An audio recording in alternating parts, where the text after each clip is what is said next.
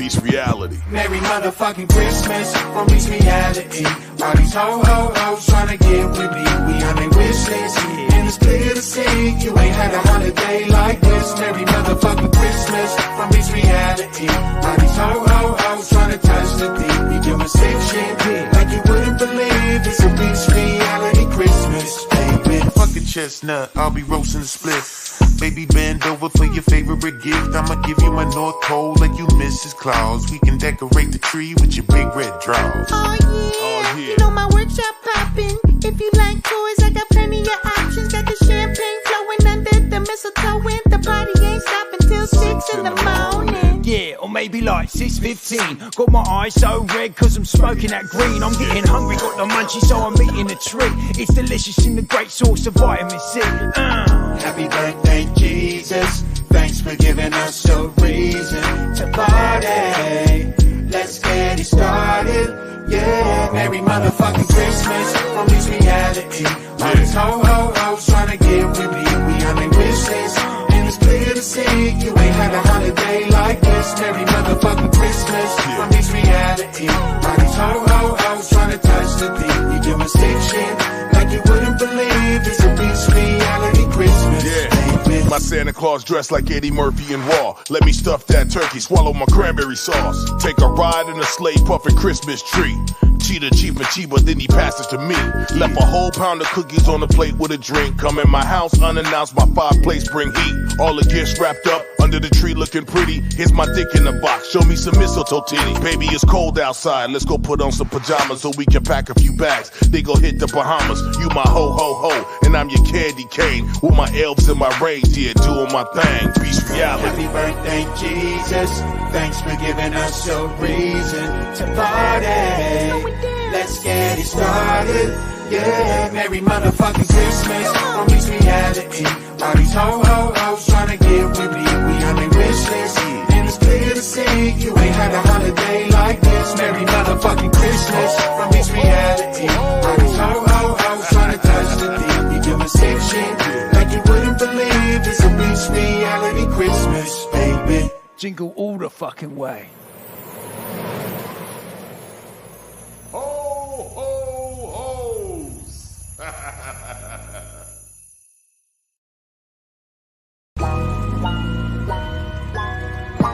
Beast reality. Merry motherfucking Christmas from Beast reality. All these ho-ho-hos tryna get with me. We on their wish list, and it's clear to see you ain't had a holiday like this. Merry motherfucking Christmas from Beast reality. All these ho-ho-hos tryna touch the beat. We doing sick shit like you wouldn't believe. It's a Beast reality Christmas, baby. Fuck a chestnut, I'll be roasting the split. Baby, bend over for your favorite gift. I'ma give you my North Pole like you Mrs. Claus. We can decorate the tree with your big red drawers. Oh yeah, you know my workshop poppin'. If you like toys, I got plenty of options. Got the champagne flowing under the mistletoe, and the party ain't stopping till 6 in the morning. Yeah, or maybe like 6:15. Got my eyes so red cause I'm smoking that green. I'm getting hungry, got the munchies, so I'm eating a treat. It's delicious in the great source of vitamin C. Happy birthday, Jesus. Thanks for giving us a reason to party. Let's get it started. Yeah, Merry motherfucking Christmas from Beast reality. All these ho-ho-hos tryna get with me. We on their wish list, and it's clear to see you ain't had a holiday like this. Merry motherfucking Christmas from Beast reality. All these ho-ho-hos tryna touch the beat. We doing sick shit like you wouldn't believe. It's a Beast reality Christmas. Yeah, my Santa Claus dressed like Eddie Murphy and Raw. Let me stuff that turkey, swallow my cranberry sauce. Take a ride in a sleigh, puffin' Christmas tree. Cheetah cheap and cheaper, then he passes to me. Left a whole pound of cookies on the plate with a drink. Come in my house unannounced, my fireplace bring heat. All the gifts wrapped up under the tree looking pretty. Here's my dick in the box, show me some mistletoe titty. Baby, it's cold outside, let's go put on some pajamas so we can pack a few bags. They go hit the Bahamas, you my ho-ho-ho, and I'm your candy cane. With my elves and my reindeer doing my thing, Beast reality. Happy birthday, Jesus. Thanks for giving us a reason to party. Let's get it started. Yeah, Merry motherfucking Christmas from Beast reality. All these ho-ho-hos tryna get with me. We on their wish list, and it's clear to see you ain't had a holiday like Christmas from its reality. All these ho-ho-hos trying to touch the beat. We doing sick shit like you wouldn't believe. It's a bitch reality Christmas, baby. Jingle all the fucking way. Ho, ho, ho's.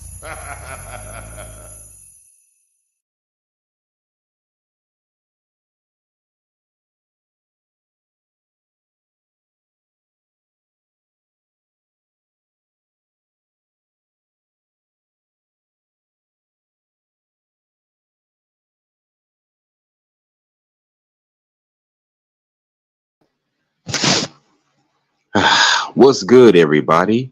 It's your boy Hustler and Muscular, aka H&M, dropping some gems, stomping hard like a pair of Timbs. And no, you're not being deceived. Today I'm here to drop some more knowledge on this lovely Christmas Eve. So yes, before I get started, I just want to say Merry Christmas, a Happy New Year to everybody that's up listening to me on this lovely Christmas Eve. Just thought I'd do a live stream Christmas morning for those of y'all that's up and got the Christmas spirit. Come on through and show your boys some love, show your boys some admiration, and let's get into this topic of today. Let's get into this topic. Oh, shout out to Leo Anthony. Shout out to Leo at Ground Zero. I'm the villain, you the hero. Good morning, dog. Merry Christmas, Happy New Year. How are you doing? Glad you could join me. Now, make sure you like, comment, subscribe. There's information to my Cash App.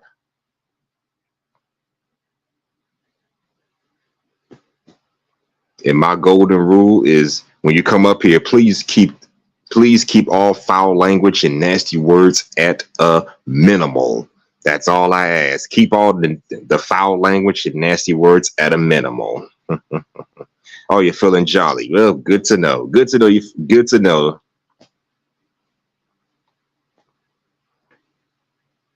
Yeah. And by the way, it's a shame Grown and Sexy Conversation got canceled last night because damn, I came back home with I went to work wearing a good red shirt. I mean, shout out to Sweat Kill Them Sweetly, but damn, can't disappoint y'all canceled the show last night, but it is what it is. I understand life happens. Shit happens. I mean, we all got lives outside this YouTube stuff, so I understand perfectly. I was down there about to reschedule this show. I'm like, no, fuck it. I got to do this. It's the Christmas season, so I got to do this.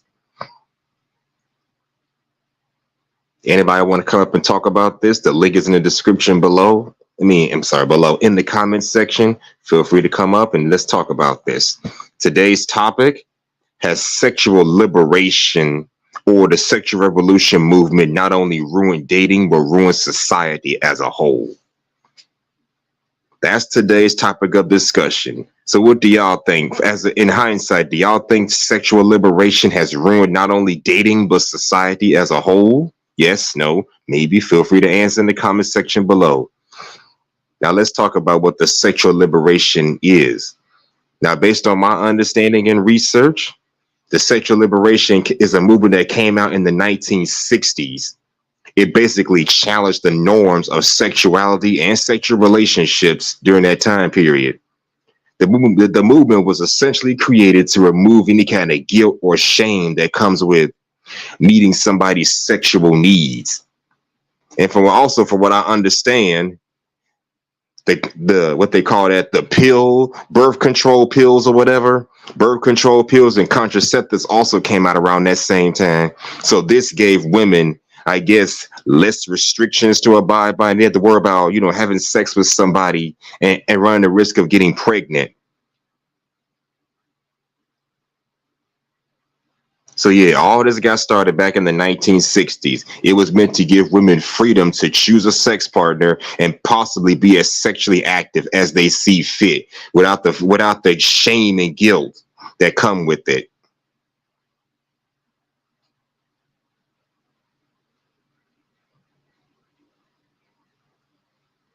Also, from what I understand, it was Amber Rose who really symbolized this movement.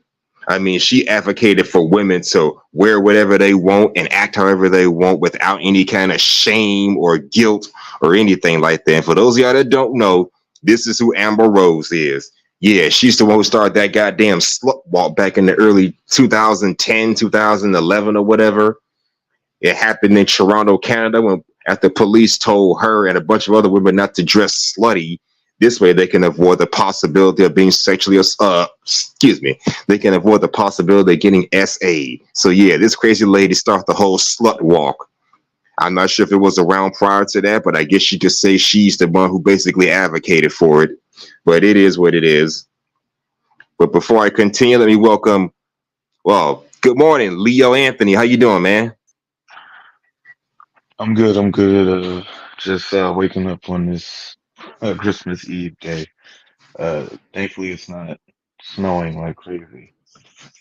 But what's going on, Hustler and myself? I don't know. Part of me kind of wish it was snowing. That way it can really feel like Christmas, but it snowed last year. Cold. It's cold, and it's just not snowing.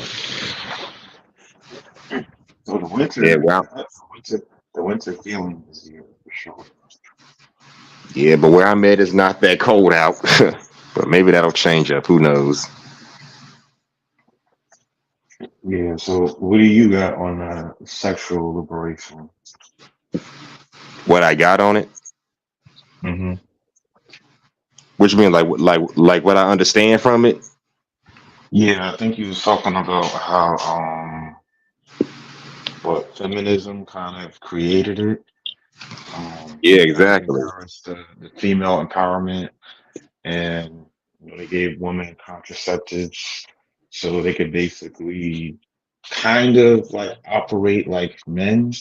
And it was really to kind of, protect women, but women kind of use it to kind of operate just like how men do as far as like having sex. But even then, they're still not necessarily responsible with their wombs and who they choose to have a baby by. Yeah, exactly. And like I said, all this got started back in the 1960s. I guess in their minds, it's like, take birth control pill, you can avoid the risk of possibly, having babies by a man. And of course, contraceptive to avoid the risk of not only pregnancy, but possibly catching an STD. And it's getting the idea that, hey, now I can be sexually active just like men. No more double standards. No more, now we can sleep around almost as much as men do. I mean, sexual liberation has taken on so many different meanings. For some, it's knowing knowing what pleasures you and not being afraid to express said pleasure. For others, it means having as many sex partners as you see fit. My body, my choice. That kind of stuff. You heard that before. Yeah, it's my body, it's your body, your choice. Do what you want with your body, but be ready for the consequences that come with using your body irresponsibly. And yes, we can all agree that thanks to birth control pills, women can have sex without the risk of pregnancy, as I said earlier. And I think that's where everything started to go to hell. Now it's just even worse. I mean, at least back in the day, there was some degree of shame for the women who did, sign on to all this my body, my choice stuff. So they were more low key with it. Back in the day, women were just low key with this kind of stuff. Fast forward to more modern times, they're just out in the open with it. They just don't care. They'll tell anybody. Well, I'll have. I'm sorry. Go ahead. You were like showing off Amber Rose, right? And she promoted sort of like the sexual liberation with like the slut walk thing. And you see that now, like modern day women are trying to get men to accept women being 304s, right?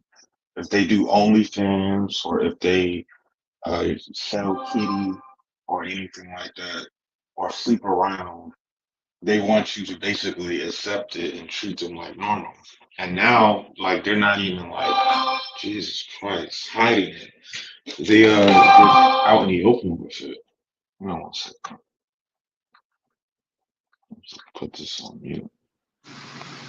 Is that your computer or your phone? It's my laptop. No, it's on my tablet. Now they're out in the open with it, And you're right, like back in the day, like in the like 70s, the 80s, and 90s, women were kind of more low profile with it, and it was like more shameful to be a 304. But now you can see women just totally don't care. Like you can see it in a lot of different aspects. You can see it on social media. Every time I go on IG, Snapchat, TikTok, I always see some girl half naked twerking. Um, and then you got girls that create OnlyFans. And then you got girls that have sugar babies, sugar daddies. Like there's no shame really. Women are just basically doing what they want out in the open, and it's actually biting them in the ass to see violence because like most of the time they wind up bitter right after they had their fun, their little hot girl summer, right? And they slept around with older guys. Then you start to see that like they can't get the guy that they want to take them serious for a relationship. So it's like it winds up kind of like damaging them in the long run. You don't see that like let me use an example like Brittany Renner, for example, right? Don't get me started with her. Woo. Yeah, like she is a proud, 304. She bragged about it. She made a lot of money with her little exposed book talking about all the men she has slept with. This girl even, do you remember like she went to like a football team. They had like a presentation, and it was like she was like the leader of the presentation. She was like, "Watch out for girls like me." It was like crazy. Oh Um, yeah, I remember that. I'm gonna cut you up. I remember that. She said, "Watch out for girls like me and fathers hide your sons from me." I'm like, "Oh my lord!" Now, yeah, Can you imagine if either one of us or a man said that? Like, "Oh, watch out for a guy like me. You better hide your daughters." That would be considered some inappropriate behavior, some SA kind of stuff, and we'd be kicked off the campus. But Brittany Renner can get away with this? Yeah, congratulations, sexual liberation movement. Now you create a bunch of entitled women that can just flaunt their sexuality at anybody, no matter the age. Yeah, it's just ridiculous. This is what it's come to. You want to eliminate double standards? Well, this is what happens when you remove all accountability from women. Now they can do whatever they want. It was better when there were restrictions. Like, back in the day, you had to meet the parents. Like back in the day when our parents were growing up, your mom had to meet, your father's parents and vice versa. They come to some sort of agreement that y'all could date. Well, those days are long gone, thanks in part to this liberation movement. Now they can just go out there, find a man, get busy with him, and no one has to know about. Again, back then they were more low key about it. They didn't want to get caught up. But in more modern days, they're just out in the open with it. So yeah, you're right. This is what is created. That's a prime example of what is created in the modern days. But my mic is muted. Rock out. yeah, but women are the thing is, it's like women are not men and women are different, right? Like men can compartmentalize sex a lot better than women. Like with men, like we can do, okay, this chick is for fun, this chick is for something serious. With women, a lot of the times they get caught up in their feelings with the wrong dude that they may have had great sex with, and then that dude kind of like messes them up for life, right? And then they also run the risk of getting pregnant too. So it's way more riskier for them to be out here, um, kind of 304ing it up because there's way more repercussions for them if stuff goes sideways, right? So you can get pregnant. We've seen it plenty of times to where the women will. I've seen it on Mario a lot when I was younger, where you have women who don't even know who their baby father is, right? Or maybe they had a baby and they have this man that they're with taking care of it, but it's actually another man's kid. Um, Yep. yeah, so it's like it doesn't really do any good for them in the long run. It's like temporary fun with like permanent consequences for them. And they're not really, I don't think they can handle it too well because if you look at a lot of the 304s, they never really, because they always try to, convince us that, oh, that was in our past, we can change, things are different now, we've matured. Sometimes they'll try to act like they're a born again version, right? Like Black China. Um, no, like I could use another example with the what's that woman's name? Was it Joe Davis? Joe Chavez? The older woman, like the 50-year-old woman that like had her OnlyFans. Lisa Ray. No, no, it's the old dude. He found out his wife had an OnlyFans. Oh, you mean Joe, the basketball player, Joe Smith, I think his name was. Yeah, and his wife was a former porn star, and Damn. she tried to convince him that she gave that up. You know, he's not doing no type of stuff like that. But as soon as dude, and I don't even think it had anything to do with him just running out of money. I just think that that's who she is, right? That's what she likes to do. She likes to have sex with multiple people. It just, unfortunately, they don't. When they indulge in that type of stuff, it gets harder for them to pair bond. Right? What do you think about pair bonding? Because with pair bonding, that means that it becomes harder for them to find somebody that wants to be with them just for them, not because they look at them as somebody they can have sex with. But if all dudes look at you like you're a 304, you're gonna find it like hard to find a dude you want that wants to be with you. Like, and Yeah. I think women don't understand that trade-off. Like, okay, you can be a 304, you can get all the good dick you want, all the crazy sex experiences you want, but you run the risk of basically ruining yourself for a relationship with a man that you want and respect. Because a man you want and respect is not going to be a simp or a trick, or it's not going to be a guy that allows you to sleep around with multiple people, right? So that's kind of like they never see it until it's like too late. The downsides of being a 304 is that it winds up biting you, in your behind in the end. Yeah, it makes sense to me. And I had no idea that Joe Smith's wife used to be a porn star. I'm like, damn. So Yeah, my I question is, mean did he did he know about that and still he no, accepted it? yeah, and that's the thing when you try to turn a hoe into a housewife. Like I don't know Correct. what. That's literally the example of never try to turn a hoe into a housewife.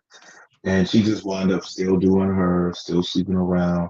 And she's gotten blatantly disrespectful. Remember, she went on Cameron's podcast and was giving him a massage, a back massage on stage. She did like I the didn't see tour that. bus. She did like a tour bus scene with like a midget, a deformed midget. Oh, she went on Tasha K and was talking about all her sexcapades back in the day, like how she used to sleep with Tupac and all these other people. So she just like she don't give a Yeah. Now the like question is, did he even know she was in that industry before he married her? Because this is kind of yes, why. So this is where I always blame men because remember, men control as men we control access to marriages and relationship. So yeah, you marry the wrong kind of woman, knowing she ain't a wifey qualified woman, then that's your ass. Women control access to sex, so if they give it to the wrong men, then yeah, that's on them. We are both responsible for certain aspects of courtships and relationships. So men, so you're a man and you married a wrong woman, yeah, that's on your ass. And if she gives a wound to said man, then yeah, that's on her as well. But we're both to be held accountable for our part in these kind of toxic relationships. So yeah, that's on his ass for not for still thinking she gonna change up. So what I do you mean, think? Do you think women should be like how they were back in the day, like more conservative with their sexuality, or like it is now, where they're more open with it? I'm gonna say give the best of both, because back in the day it was about being open with your desires to have sex. Nowadays it's about being open with how many people you've had sex with and whether or not you're going to continue to do it. So no, No, yeah, women were more conservative about their sexuality, right? They didn't reveal, they didn't wear revealing clothes or skimpy outfits. Um, right? They mostly try to kind of win men over with their femininity and personality, right? Because they didn't want to like come off as a floozy, as they used to call them back in the day. Now you see girls in, booty shorts, tights, spandex, crop tops. You see them on IG like twerking half naked. Like, so now they're using. I see that a lot. Women are using like their sexuality to kind of contract men, so instead of their feminine. yeah, they are, and that's excuse me. Yeah, that's exactly what they're doing. Because yeah, I think we need to go back to the days where women would dress. I'm not gonna say extra conservative. I'm gonna say dress proper. You're gonna show off some skin. Don't show off too much skin, and don't put yourself in a situation where you're liable to get attacked by a man because of the way you look. Don't put yourself and the man that you're with in those kind of vulnerable and dangerous positions.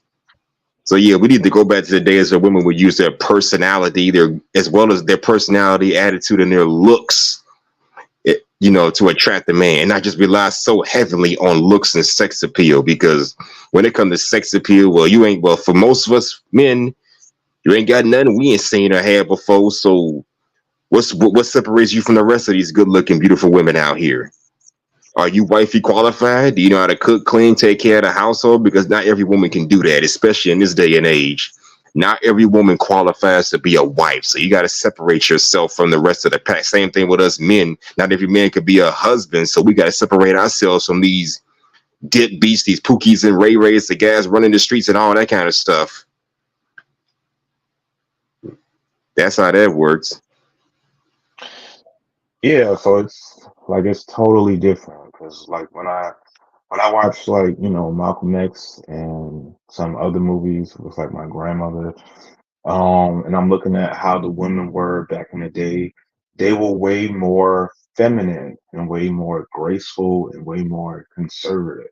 Like that's how they would attract a man. They would like show off like these wifely qualities that they had. Oh, let me cook for you. They'll come over to your place. They'll clean your place. Um, they would kind of attract them in that way compared to now. They're using these like, filtered pics on IG. They're dressing skimpier. They're dressing half naked. They're using BBLs, lip injections, all these things. Like they're trying to use their sexuality more nowadays, and it's like you're attracting the wrong attention. Like men will want to sleep with you, but they may not necessarily want to be in a relationship with you just because you're showing off your goodies like that. And I think women like they confuse that a lot. They confuse like sexual attention for attention that a man might have for them for a relationship. Just like with the dating apps and social media, like all these guys are in the DMs, right? But they're not necessarily want to be with you. They're just trying to see if they can sleep with you. Yep. And me personally, I don't think these women are as dumb as they letting on. I think they know exactly what the hell they're doing. They know exactly that half of these men are just giving them attention. They know this. Why do you think half of these females be flaking and ghosting these dudes afterwards? So they know exactly what the hell they're doing on these old dating apps and stuff like that, getting attention because it's their drug. So it's not always a matter of mistaking sexual attention for romantic attention. They know exactly what the hell they be doing for the most part anyway. Some might be ignorant, but for the most part, I have reason to believe that they know exactly what the hell they be doing. because they don't take any of this stuff seriously. I mean, why do you want the attention of a bunch of men from other parts of the world? Don't know who you are. You'll never meet them. They don't know what you look like. You probably don't know what they look like. Nothing is gonna pop off. It's like a long distance relationship that was never a relationship to begin with, and they live off of that. So no, they know what they doing. So I can't. Yeah, So yeah, yeah, and you're right about like, but like they kind of use like sexual attention to get attention more than, you know, like their natural beauty or like just something like feminine that they're doing. Like I used to tell, my ex or some of the girls I used to date, I used to love when they send me pictures of stuff that they cook. Oh, they sent me a picture of them making, I don't know, macaroni and cheese or like baked chicken or something. Like I like when girls send me stuff like that. It's like, oh, you let me know you can cook. Um, but then, girls kind of they're different now. Now it's like they be asking for D pics and all that stuff. So they're way more sexually aggressive, which what do you think about like this hookup culture? Like, do you think it's good for dating and relationships? is it good for dating? No. Is it a sexual convenience for some of us who are just bored and horny? I'm gonna say yes. That's all it is, a convenience. That's how I look at hookup culture and date hookup culture. It's just a convenience. It ain't. I mean, if 3 or 4 hookup culture disappeared tomorrow, I don't know about you, but I wouldn't care very much because I got my desires met. Now we can go back to what you know. We can go back to the good old days where it was more about traditional values and less about racking up a body count or whatever. So it's a detriment for people that want relationships, but I guess it's a benefit for people who just are bored, horny, and just want to take advantage of a system that says sleeping around is empowering to our women.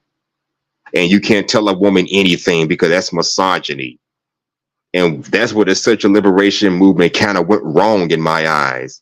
It told women that you don't have to be a wife because that's considered slavery, and your husband is basically the dictator of the household. No, be free. Have sex with whoever you want to, married or otherwise. It basically condones sex outside of marriages. Now, maybe that wasn't the true purpose, but I don't know. Over time, that's what they kind of misconstrued it as. Now we have contraceptives. Now we have birth control pills. We no longer have to wait till we're married before having sex. I think the women took advantage of that the most, and men just capitalized on it. Because back in the day, this was the 50s and the 60s. We had to meet the woman's parents, get married to the woman first, then we can clap them cheeks. Shout out to Culture Invasion for that one, clapping them cheeks. But nowadays, sometimes you can clap them cheeks without even having to meet the parents, without having to commit to her, without having to, take her out. Seriously, some females will give it up to you without even requesting you take them out on a few dates. They're that damn easy, for better or for worse. Yeah, that's what it's come down to, and it's only gotten worse throughout the decades. That's just my take on it. Yeah. Um, I think on like for men, like you said, it's like a sexual convenience. And for women, I don't necessarily think the hookup culture is good for women at all. They may look at it as like, they get to have as much dick as they want, but it's kind of like I said, it's kind of like making them delusional. Because if you go on the dating apps, and I've seen that a lot, now women are even more picky, right? And when I listen to some of my female coworkers or my little cousins that be using dating apps, they particularly go for the guys who are, tall, really good looking, and they feel like will be good in bed, right? And I have a friend too.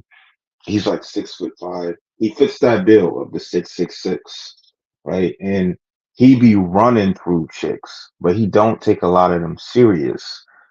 And the thing is that when they hook up with this guy who's out of their league, they think, oh, I got a dude that looks like this, who's 6 feet tall. Now I basically deserve this, and they look down on the men that they can really get. So it kind of messes their head up too. You don't think so? Because I've seen that a lot to where they'll get a hot, attractive guy that's out of their league, but they won't realize that that guy is out of their league, right? He's not a guy that basically would be in a relationship with you. He's just a guy he's bored and horny and want to bang you. So I don't know. What do you think about that? You know what? I've heard stories of that kind of stuff happening. I thought I was the only person who's seen that. Because yeah, sometimes depending on what kind of men that these women are attracting, their egos can go through the roof. They can get that 6 foot tall alpha Chad, as people like to call them. Now they're gonna think that every man now you gotta look like this, you gotta be like that. Yeah. Because I have literally heard women say things like, my last boyfriend did this, or the last guy I dated did this. The last guy didn't act like this. So yeah, they're attracting all these different men, and now they want to either raise the bar as far as what they want in bed sexually, what they want from a man, or they set that standard for every man that they meet. So you got to try to measure up to what the last guy was. I've heard that before many times in the past. So you ain't lying about that. You got to Yeah, like measure up I've to been, what you got yeah, to I've been measure hearing up all to that. You whatever gotta it is be the last guy did. I'm sorry. Go you ahead. Go gotta, ahead. I heard like you gotta be like 6 feet, 6 feet 4, 6 feet 1. Uh, you gotta have a big dick. You gotta be willing to spend a lot of money on them. Um, you gotta have other girls on you, but only want them. Like their expectations is wild. And to make that like your base kind of expectation as far as dating is, especially when I'm looking at these girls and I'm like, do y'all not realize that y'all are just average looking? It's like funny, like I like I can see that it messes up their heads a lot, and then that's why they be single because they be holding out, waiting for a guy who's 6 foot 6 inches, six figure. They be waiting for that guy and kind of looking down on the other guys that they actually would be a good match for them, basically. So I know sexual liberation is like for women, it's like be free to be a 304 and not be judged for it, but you can see that it's not really working out for them. They're not happy. Uh, they're not really thriving. They're actually suffering more. So it's just winding up backfiring a lot in their face. That's what I see.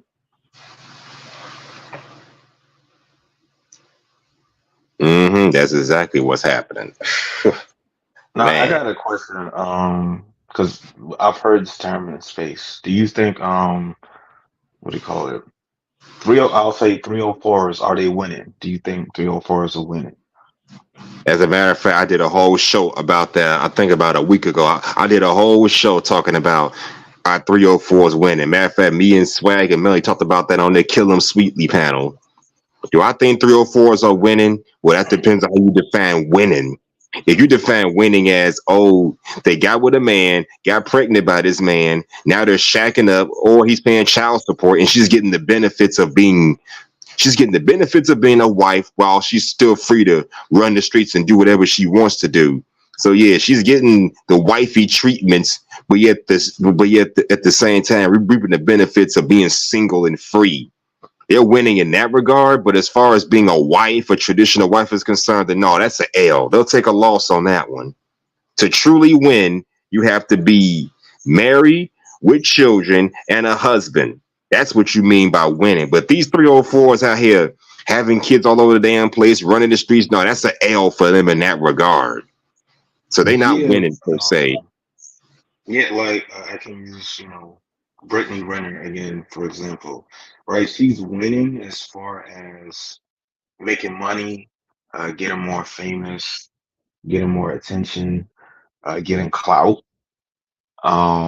She's winning in that regard, but as far as like her romantic life, her love life, she's not winning because you can see that she's very frustrated that no dude takes her serious because of her 304 passed. So it's like, okay, you got the bag, you got the money, and now you don't got no man that you want that will take you seriously. So are you really winning the way you want to? And that's kind of what some dudes kind of don't kind of consider. It's like if you only consider her making money winning, then yeah, but is she winning like the way she personally wants to? And I think a lot of them don't. Like they may, finesse a guy out of money and get to the bag, but in their personal life, they're not, happy. They're not content with their situation. Yeah, exactly. I mean, that's kind of like you.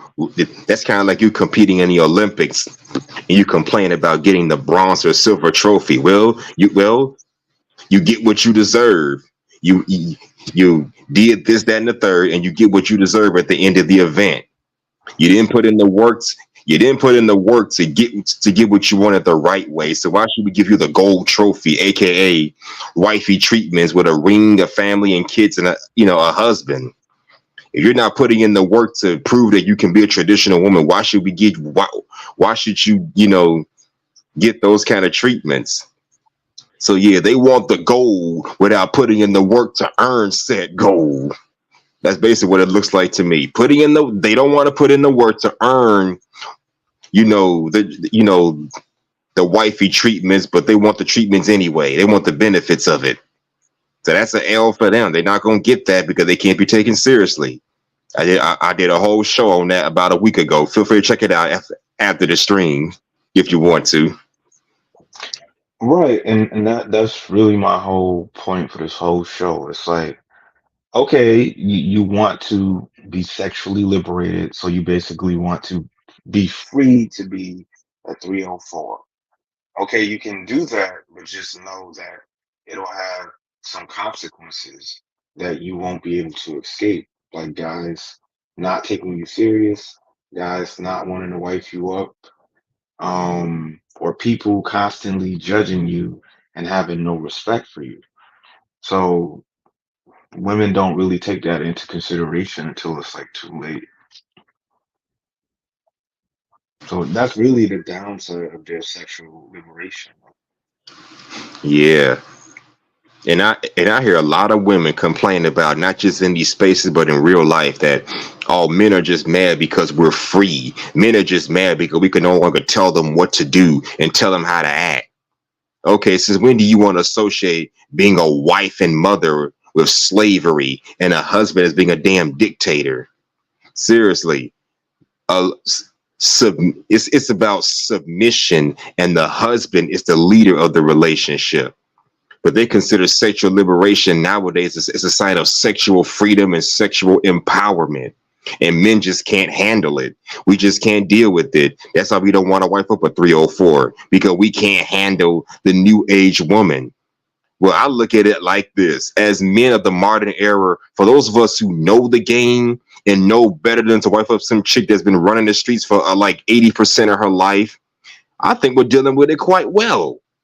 If you're a guy and you meet a chick that you know is for the streets and you just use her for sexual conveniences, you're dealing with her quite well. She wants to be free, let her be free. Long as she's giving you the same kind of respect. Long as you got options, she got options. So I feel like men who know the game are dealing with these modern women quite well by refusing to marry them and only using them for sexual conveniences. And now, if I had my way, I would just say, stay the hell away from these females altogether in a perfect world. But that ain't the world we live in now. So it ain't like we got much to choose from as far as quality is concerned. So I say, use your own level of discretion. I don't recommend being with a 304, but I say if you're going to do that, be discreet and be careful. And just understand where she stands and where you stand. Because believe me, I've met females who I suspect were for the streets or whatever, but I don't take them seriously. You're just another sexual woman giving me sexual attention. I'm just going to take it for what it's worth and move on. But this is what caused, but this is the reason why a lot of men and women today have no desires to get married. I'm not even sure if I want to get married in this day and age. And that's bad not only for men, but for women too. What about the few women out here who want marriages and relationships? Take Sweet Melanie, for example. Shout out to her if she's listening backstage. What about her? How is she going to find a husband in the long run, knowing that women before her have fucked it all up? You know, but with this old sexual liberation, any event that she does get married, they're gonna look at her as a pig bee, a mammy, a slave to her husband. You know, so that's gonna make it hard for her. And shout out to the women out here who are married, who are in relationships and doing right by their husbands. Don't let the backlash bother you. These women are just mad because y'all got what they couldn't or didn't want to work for. That's how I look at the whole thing. Modern women are simply mad at these married women because these married females got what these modern women simply did not want to work for and felt like they were just too good to be in. That's my take on it. What you think? Yeah, I agree. Like, women kind of, the thing is like they ruin themselves in the process of it.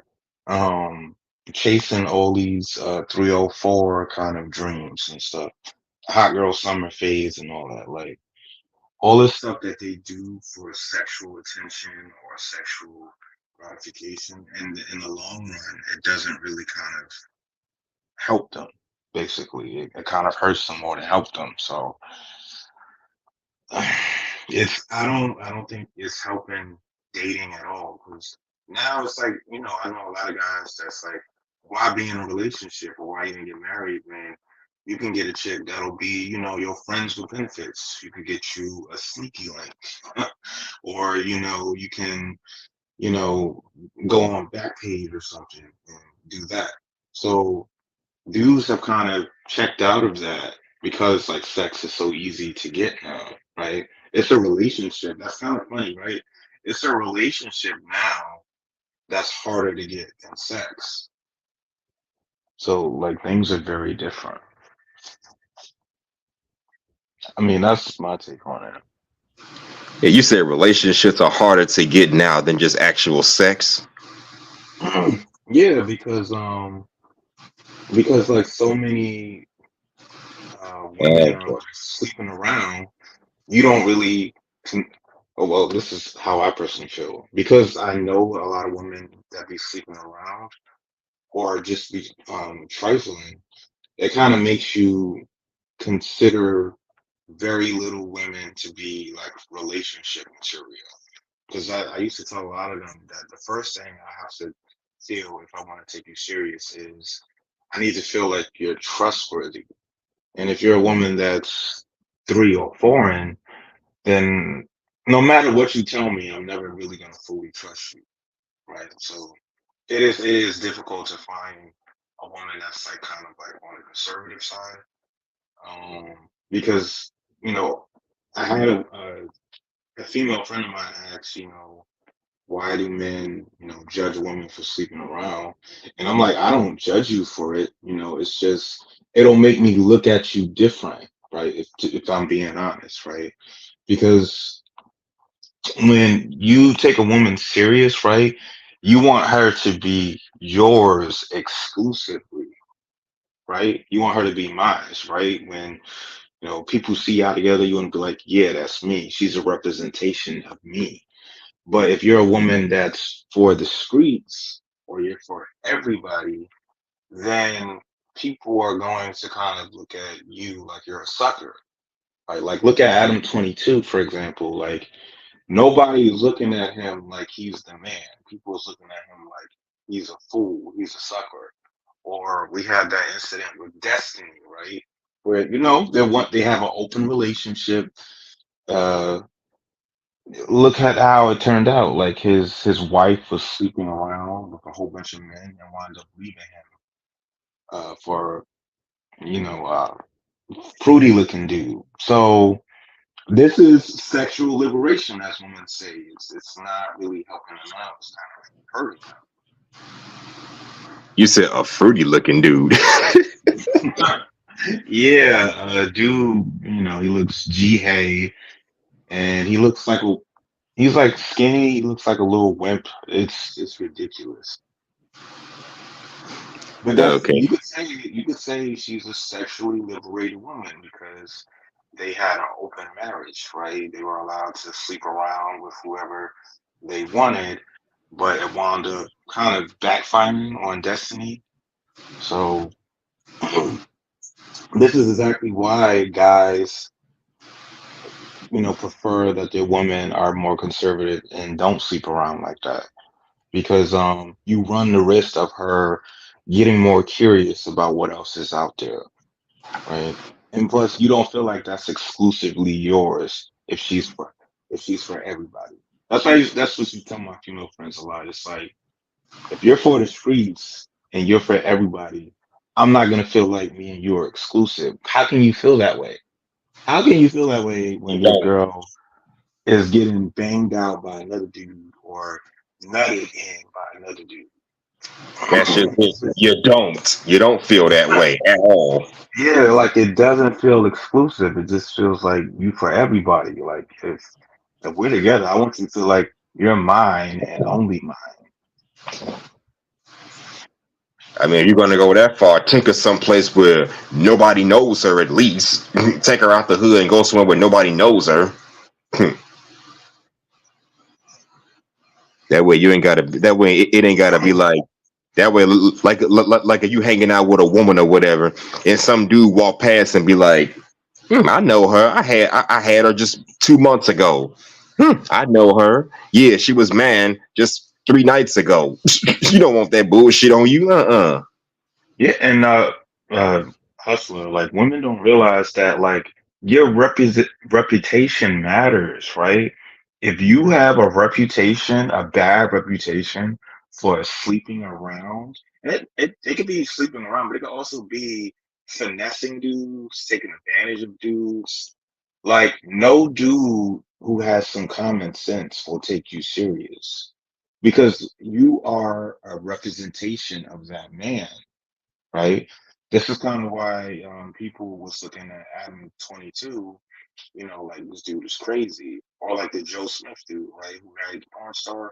Like, what are you doing, right? This chick has a reputation, and you're associating yourself with her. Same thing with Brittany Renner, right? No dude wants to be associated with her because of her reputation.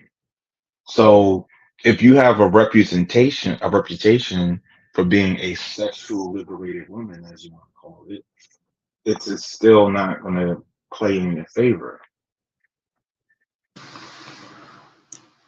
Yeah, exactly. I mean, you can't spend years of your life being for the streets and then wonder why men don't want to take you seriously. No, it just don't work that way.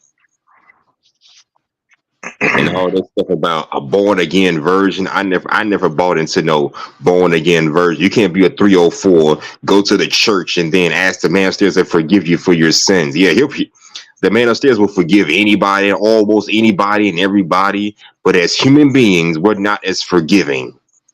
If you know a chick that's got a 304 pass, you're gonna be way more judgmental, way more cautious of her. So yeah, she can. So it kind of leaves no room for her to redeem herself, but at the same time, it leaves men less vulnerable to being finessed and used because society will always blame men. They always say men need to step up, men need to choose better. I'm all for choosing better and doing better, but that goes both ways. Men and women need to choose better. Men and women need to improve themselves. Why tell men to get better when you know damn well it's the women that need to do better just as much? Why blame men because women don't want to be taken seriously, but these women don't put themselves in positions to be taken seriously?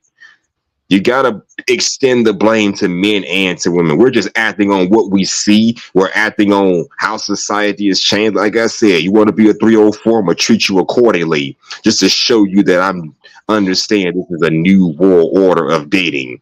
304 culture, single mother culture. That's the new world order of dating, and this is how we're moving now.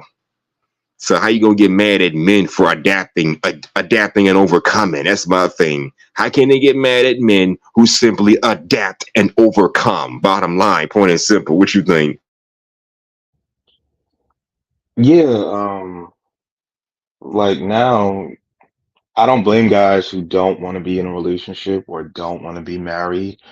And they're like, okay, since all these women are giving away sex like candy, I'll just take that candy and, just stay to my merry self and be on my merry way. So, women are mad that guys don't want to date like that or don't want to be in relationships like that. It's because it's like dudes are not seeing the point of it when you can basically, like I said, get you a sneaky link, get you a friends with benefits, right? You really don't need to be in a relationship to get sex nowadays.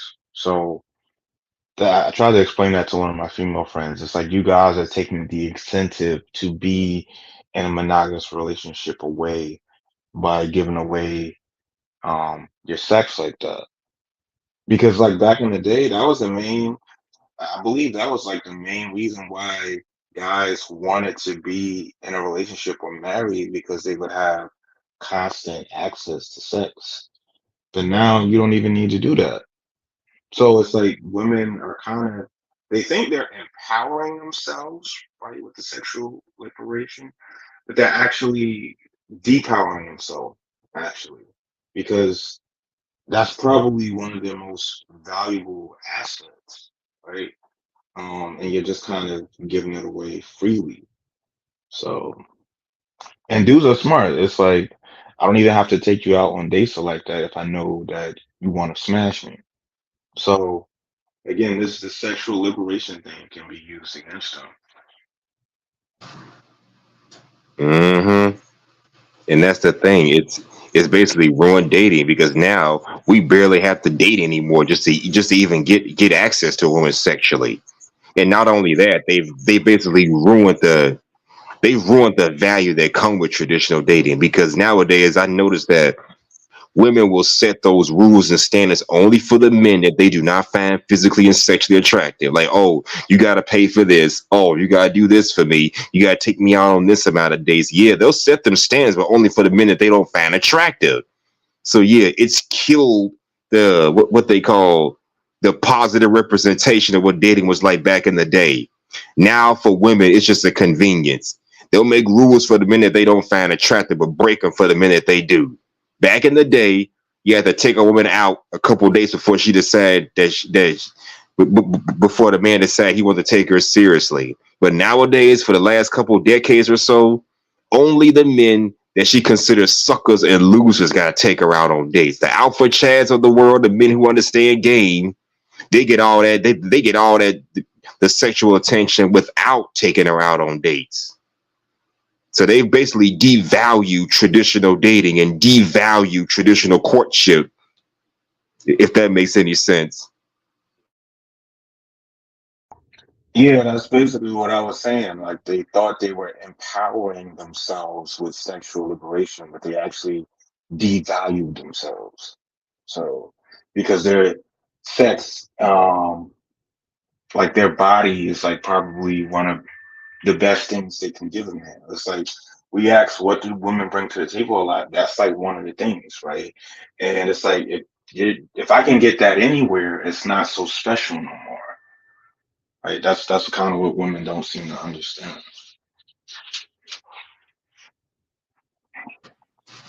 Yeah. And that's why back then it was important for you to wait till you're married first, because if you're out here giving your sex out to everybody or making sexuality available easy, it kind of loses its value. Imagine if everybody on the planet had a brand new car. Imagine if everybody on the planet had access to this, that, and the third. It will lose its value because the less access people have to it, the more value it's going to be. But if anybody can have it, there's no value in it.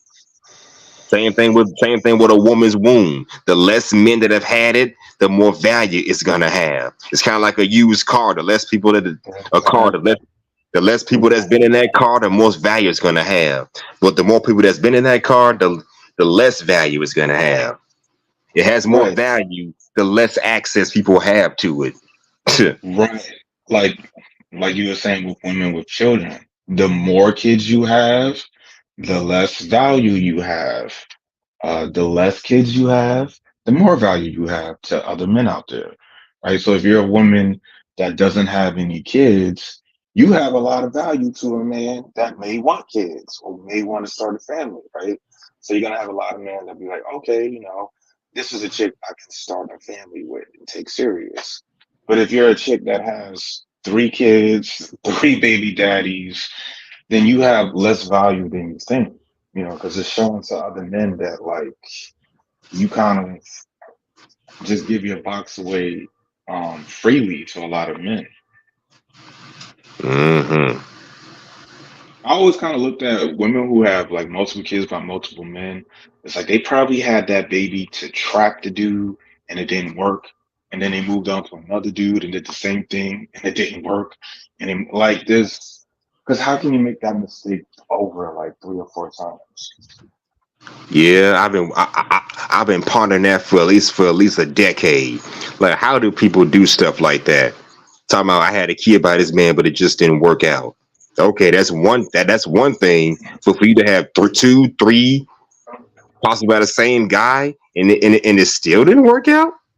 I don't believe in that.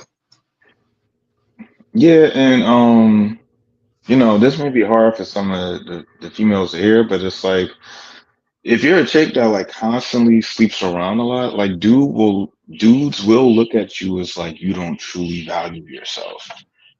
Because why would you give yourself away like this to so many guys? So that's what it means. It takes away that value of you being exclusive to a man, right? Because if we're exclusive, then on some level I feel like you're a woman that doesn't give yourself out to that many men like that. So it feels more special as opposed to, you sleep with like 100 guys a year and I'm just one of them. Yeah, exactly. Now you said the less kids a woman has, the more value she's going to have. I agree. I agree with that. But my only pushback is this: let's say she's an older woman. I'm gonna say 34. She's 34 or older, and she has no kids. Does she still hold the same value as someone 10 years younger than her who doesn't have kids? Because remember, at that age, she probably can't even give birth to kids. So, does she have the same value as someone younger than her who doesn't have kids? Yes, no, maybe. I would say yeah, because it's like I mean I would look at her as okay, this is a woman I could start a family with. Like the geriatric pregnancy, I might be concerned about that. But if there was a way for like us to have like a healthy kind of like baby in the process, then I'm not opposed to it. Um, Now if a woman was like in her 40s and trying to have, which I've seen a lot, women in like their 40s trying to have a baby, uh, I feel like I don't know if I would. I would look at that woman like this was like a last ditch effort to have a baby. Um, but in her 30s, no, I wouldn't look at that like that's a bad thing. I don't know. How do you feel about that? 'Cause I'm kind of in between. You're over 30, single with no kids. It's a good thing because, like I said, at least you're not being irresponsible with your womb. And even if another man did slide in there, at least you were selected with those men. You're not out here having babies all over the goddamn place. So I guess that's a win. So I guess that's a plus for her. But at the same time, like I said, depending on her age or whatever, she may or may not be able to actually give birth to kids. Not a lot of females like 35, 38, knocking on 39, knocking on 40 can give birth.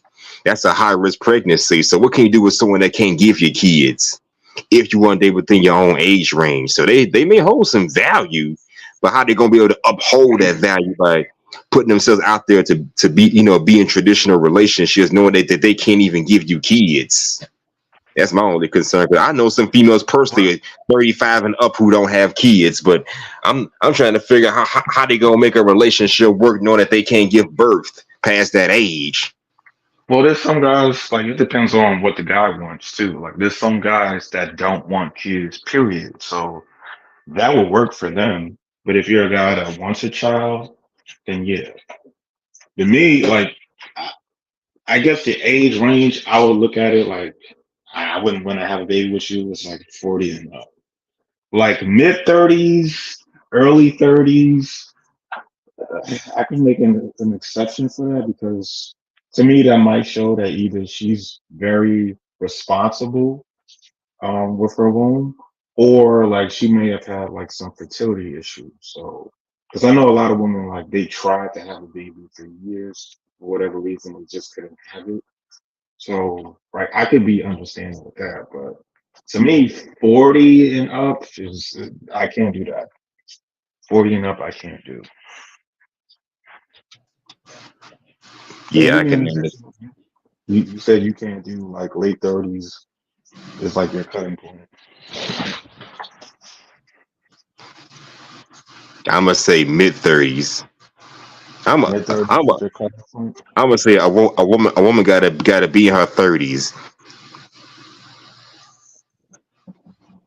because I like them younger, but I like them in my own age range. Yeah, and then like you gotta like figure out why they didn't have kids, like at that age, because that's like I can understand a dude, but a woman, it's like y'all have access to sex so easily. So if a woman doesn't have kids around that age, it's usually because she doesn't want kids at all, or she has like some type of fertility issues. Yeah, as a matter of fact, I know two ladies personally who found out. I'm gonna say when they were like 10 years younger that they couldn't have kids. One female I know said that when she was like in her like 28 or 20, 27, 28, she found out she would not be able to actually have kids. So she just sucked it up and dealt with it. Yeah, so I And guess that's that depends on the guy if you're okay with that. Yeah. I mean, I wouldn't mind it. I'm just trying to find a good woman so if she can give birth. Cool. If not, we'll find a way to work through it. I mean, it's best to be single and childless than to be a single mother with 5 kids. Yeah, so but that's what I'm saying. I wouldn't look at it as a strike against her. Like, if she's in her 30s and she doesn't have a child. Because me, I try to be a little bit more realistic. Now, I'd be like, why that is. Now, like, if you tell me that you had multiple abortions, I'm gonna probably look at you kind of different. But if you told me that, like, you wanted, because I have met some women who said that, like, they want to have a baby with a man that they're married to, right? I can respect that. And then I can make an exception, even if you're like 34 or 35. But that's me. What about Yeah. what about Go like ahead. Go ahead. if a chick has like one kid? I don't know, because at one point that was my only exception. If she's a single mom with one child, maybe I would consider giving her a chance. But any more than that, two or more, nuh-uh. I'm not dealing with that. Yeah, like that was, and that still is kind of my like exception. Like I can make an exception for a woman that has one kid and is open to having more. But most of the single mothers I met, it's like they had one and they were done. Um, so yeah, dudes need to be honest about that too, because I know a lot of dudes say in the space that they wouldn't mess with a single mother, but then you find out in real life that they are. Just be honest that you can make an exception. Because there's some single mothers who like they did do it the right way. They were married, they had a baby, but for whatever reason that marriage didn't work out, or maybe the husband passed away or something. Like I'm not gonna look at it as a strike against the woman for that. So that's why I try to be a little bit more realistic about it. Yeah, and that's another thing. You can't put all single mothers or single parents in the same category. A single mother by choice and a single mother by force are not the same thing. But it seems like our society is trying to put them both in the same damn category. Because a widowed woman is not the same as a woman who just had kids all over the place because she was irresponsible with her womb. The single mom by force is doing it because, well, she had a husband, things didn't work out, or the husband died in some accident. The single mother by choice is basically the one who chose to take up that role because she was irresponsible with her damn womb. And those are the ones I can't sympathize for. I can sympathize for one over the other. I can't sympathize for single mothers by choice. No, because it was their decision to be irresponsible. It was their decision to put themselves out there. And it's the fault of the man and the woman. The man that she let slide into her, and her fault because she allowed that man to slide into her. It's both of their faults. So you can't deal with people that don't know how to be responsible with their sexuality. So I can't sympathize for them, but people want to put them in the same category. Like, if you can sympathize for widowed women, sympathize for all single moms. No, it don't fucking work that way. They're not the same thing. And people need to get that straight right now, you know? Yeah. But also I might have to kind of head out. The gym closes at like 12. I kind of want to like I kind of want to like get to it before it closes, but it was great chatting with you, man.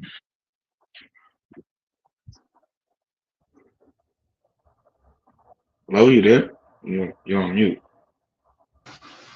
I got some videos to show you, but do you have time to watch at least one of them? How long is it? Well, this one's only a minute long. Well, some of them like a minute, 50 seconds long, 50 seconds to a minute long. Okay. All right. Here's let me know what you think of this one. No. Yeah. Before 1950s, yeah. Mm-hmm. Like, in order for you to even get to know a woman, yes, yeah, mm-hmm, you'd have to meet her father first. Yes, it was a very different culture. Yeah. So the culture's developed. No. Bro, but something helped to change that culture. And what I'm saying is, it is because feminism. Hold on, wait. Okay, in the 1960s, yeah, yes, feminism basically started this the sexual liberation movement. Yeah, mm-hmm, basically, when the hippies and all of that were about. Basically, it was okay to have sex. Before that, that shit didn't exist. Very true. Bro, before that shit didn't exist. Yeah. Hold on a second. But before the sexual liberation movement came, guess what they came out with first? What? They came out with the pill. Yeah? Then they came out with abortion laws. What are your thoughts on that? Yeah, that's basically what we're saying. Like, it allowed women to basically do whatever they want sexually. But in a way, it kind of gave women the power to be irresponsible with their womb too. So again, it was like a double-edged sword for them. Yeah, exactly. And keep in mind, this is women. These are females, as in they act on feelings and emotions. So yeah, they're gonna do whatever makes them feel good.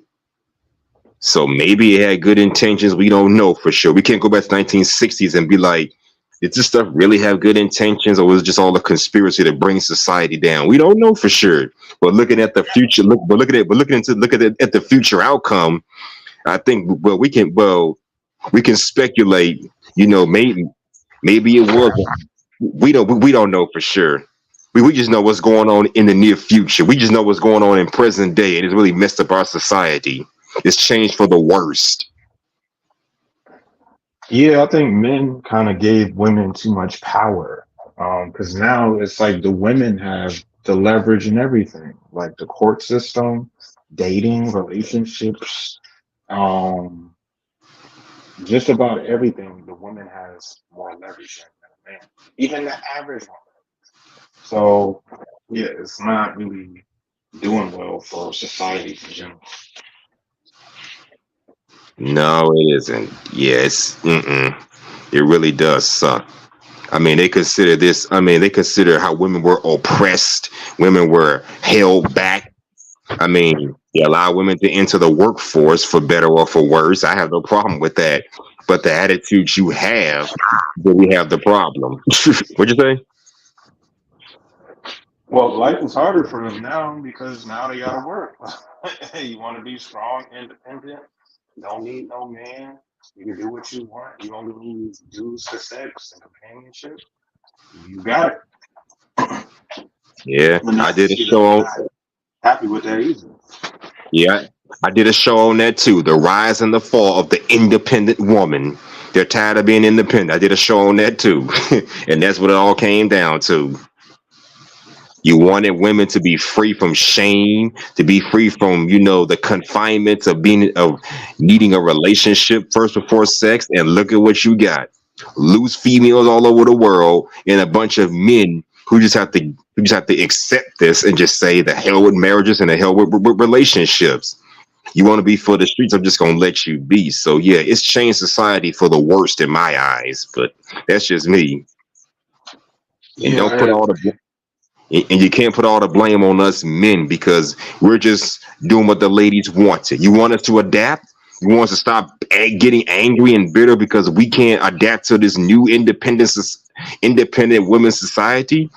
Well, don't get mad at us when we decide we're not going to just get married and start families. So you can't blame us for taking advantage of a system that gets us free access to some sexually outgoing women. Plain and simple. But yeah, I'm about to get my hustle and muscler on before this New Year Eve close out. So thanks for having me, man. I appreciate it. Not a problem. Not a problem. Thanks for coming up. All right, hustle on myself. All right, take care of yourself. Oh, and Merry Christmas and all that good stuff. Well, Yep. Deuces, homie. And be safe out there. Yeah, shout out to Leo Anthony for stopping by. That's the first time he's ever come on my channel. Okay, doesn't look like anybody else is back there, but I'm pretty sure some more people will come up. But ladies and gents, I have some more videos to show y'all in regards to this sexual liberation stuff. But what I'm going to do right now, hold on. What I'm going to do right now is take a brief string break so I can get everything set up. Okay, just give me a few minutes. I'll be right back. It's just a temporary string break. I'll be right back.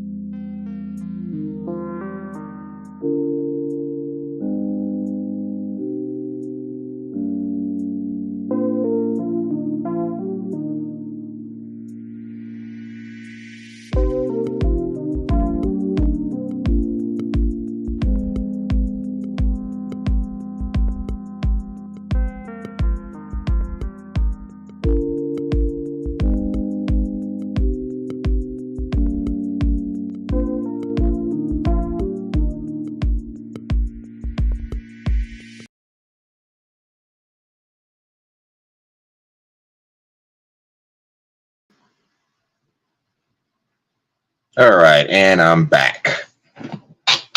Now let's get into our first video.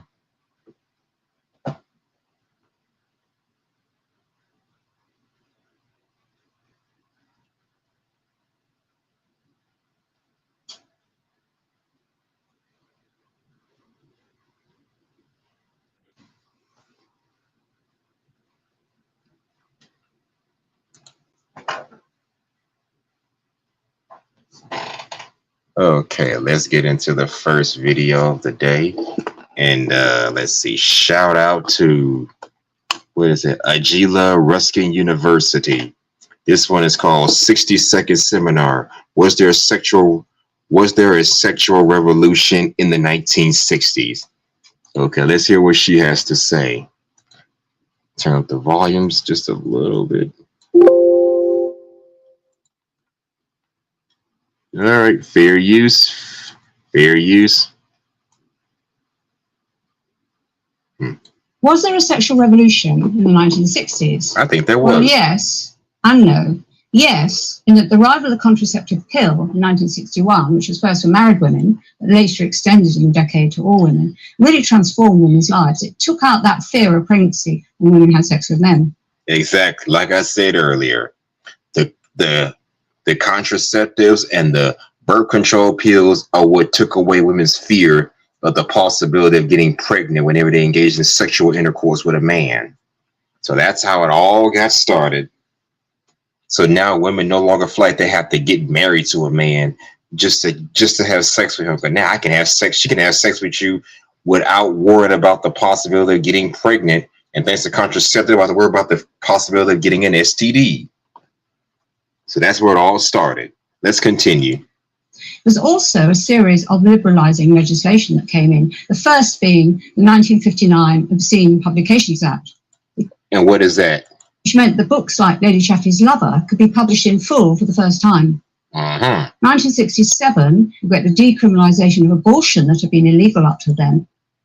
Okay, so in 1960, so you're telling me in 1967, abortions were considered illegal. Okay, kind of makes sense to me. So in 1967, they decriminalized abortions, thus making them legal. Well, I think nowadays in some states, abortions are considered illegal. But in other states, yes, they have decriminalized or made abortions okay. That's which is why women feel like it's okay to just have kids all over the place and then, well, at the very least get pregnant, knowing that they can easily get an abortion. They can easily just get an abortion, I'm sorry, and it's a done deal. Yeah, that's what killed it. No pun intended, though, boy. But yeah, thanks to 1967 decriminalizing abortion, it gave women less incentive to be responsible with their goddamn wombs. As a result, they can just get pregnant, take a pill, and that's that. Yep, that's what was going on. That's what's been going on as of lately. And I know in some states they have made abortions illegal. But anyways, fair use. And you also get male homosexuality in private being legalized. Yes, it is have to legalize, I don't know, same-sex couples and same-sex marriages. So thanks a lot, Liberation Movement. You really outdone yourself in based on the society you created. Sometimes you gotta judge these movements based on their overall results, not so much the goal they were going for. And what is their end result? A society full of irresponsible women that want to be free, blame men for everything. They want men to step up for them. They want men to wife them up and take them seriously without taking any responsibility for whatever role they play in a relationship. They create a society where women can be irresponsible with their wombs and not have to worry about consequences. It's always going to be somebody to back them up. Yeah, really outdid yourself, sexual revolution movement. But anyways, fair use. However, if you talk to people who lived through the 60s, many of them say the sexual revolution must have been happening elsewhere. And a survey done at the end of the decade reveals a quarter of men and 2/3 of women were virgins on marriage. Hold on, let's hear that again. The sexual revolution must have been happening elsewhere. Yeah, from what I understand, it was happening elsewhere. And a survey done at the end of the decade reveals a quarter of men and 2/3 of women were virgins on marriage. So, in other words, back in those days, it was way more men and women who were virgins upon getting married. So, back in the day, you had way more men, and well, I guess for the most part, women who you have more women who went into marriages as virgins prior to the during this whole sexual revolution stuff. It said a quarter of men and 2/3 of women. So 2/3 of women were virgins and only a quarter of men were virgins. Well, back then it was considered customary for people to go into marriages virgins, even though there were some men who would get away with having sex prior to that, while women had to stay pure, because we all know purity is not the same for men as it is for women. And most women, especially in this day and age, don't want a pure man, as in a man who's inexperienced. Reveals a But anyways, quarter of men fair and use. 2/3 of women were virgins on marriage. Yep. If you were a single mother, it was still very much stigmatized. Yeah. Nowadays, single motherhood is praised to the point where it's become the new norm in households. Nowadays, it's more single mom households than it is 2-parent households. Hell, even the single father households are not even looked at as much anymore. It's all about the single mothers and what they could do, all to empower women. But anyways, fair use. And if you were cohabiting, it was still called living in sin. In other words, living with somebody without marrying them. That's why I'm against the whole living with somebody before you get married. Because in a sense, you are living with sin. If you're a man and woman and y'all living together before marriage, well, do what you want. It's your life. But I personally wouldn't sign on for that, because it's just like it's just too much. But that's just my opinion on the whole thing.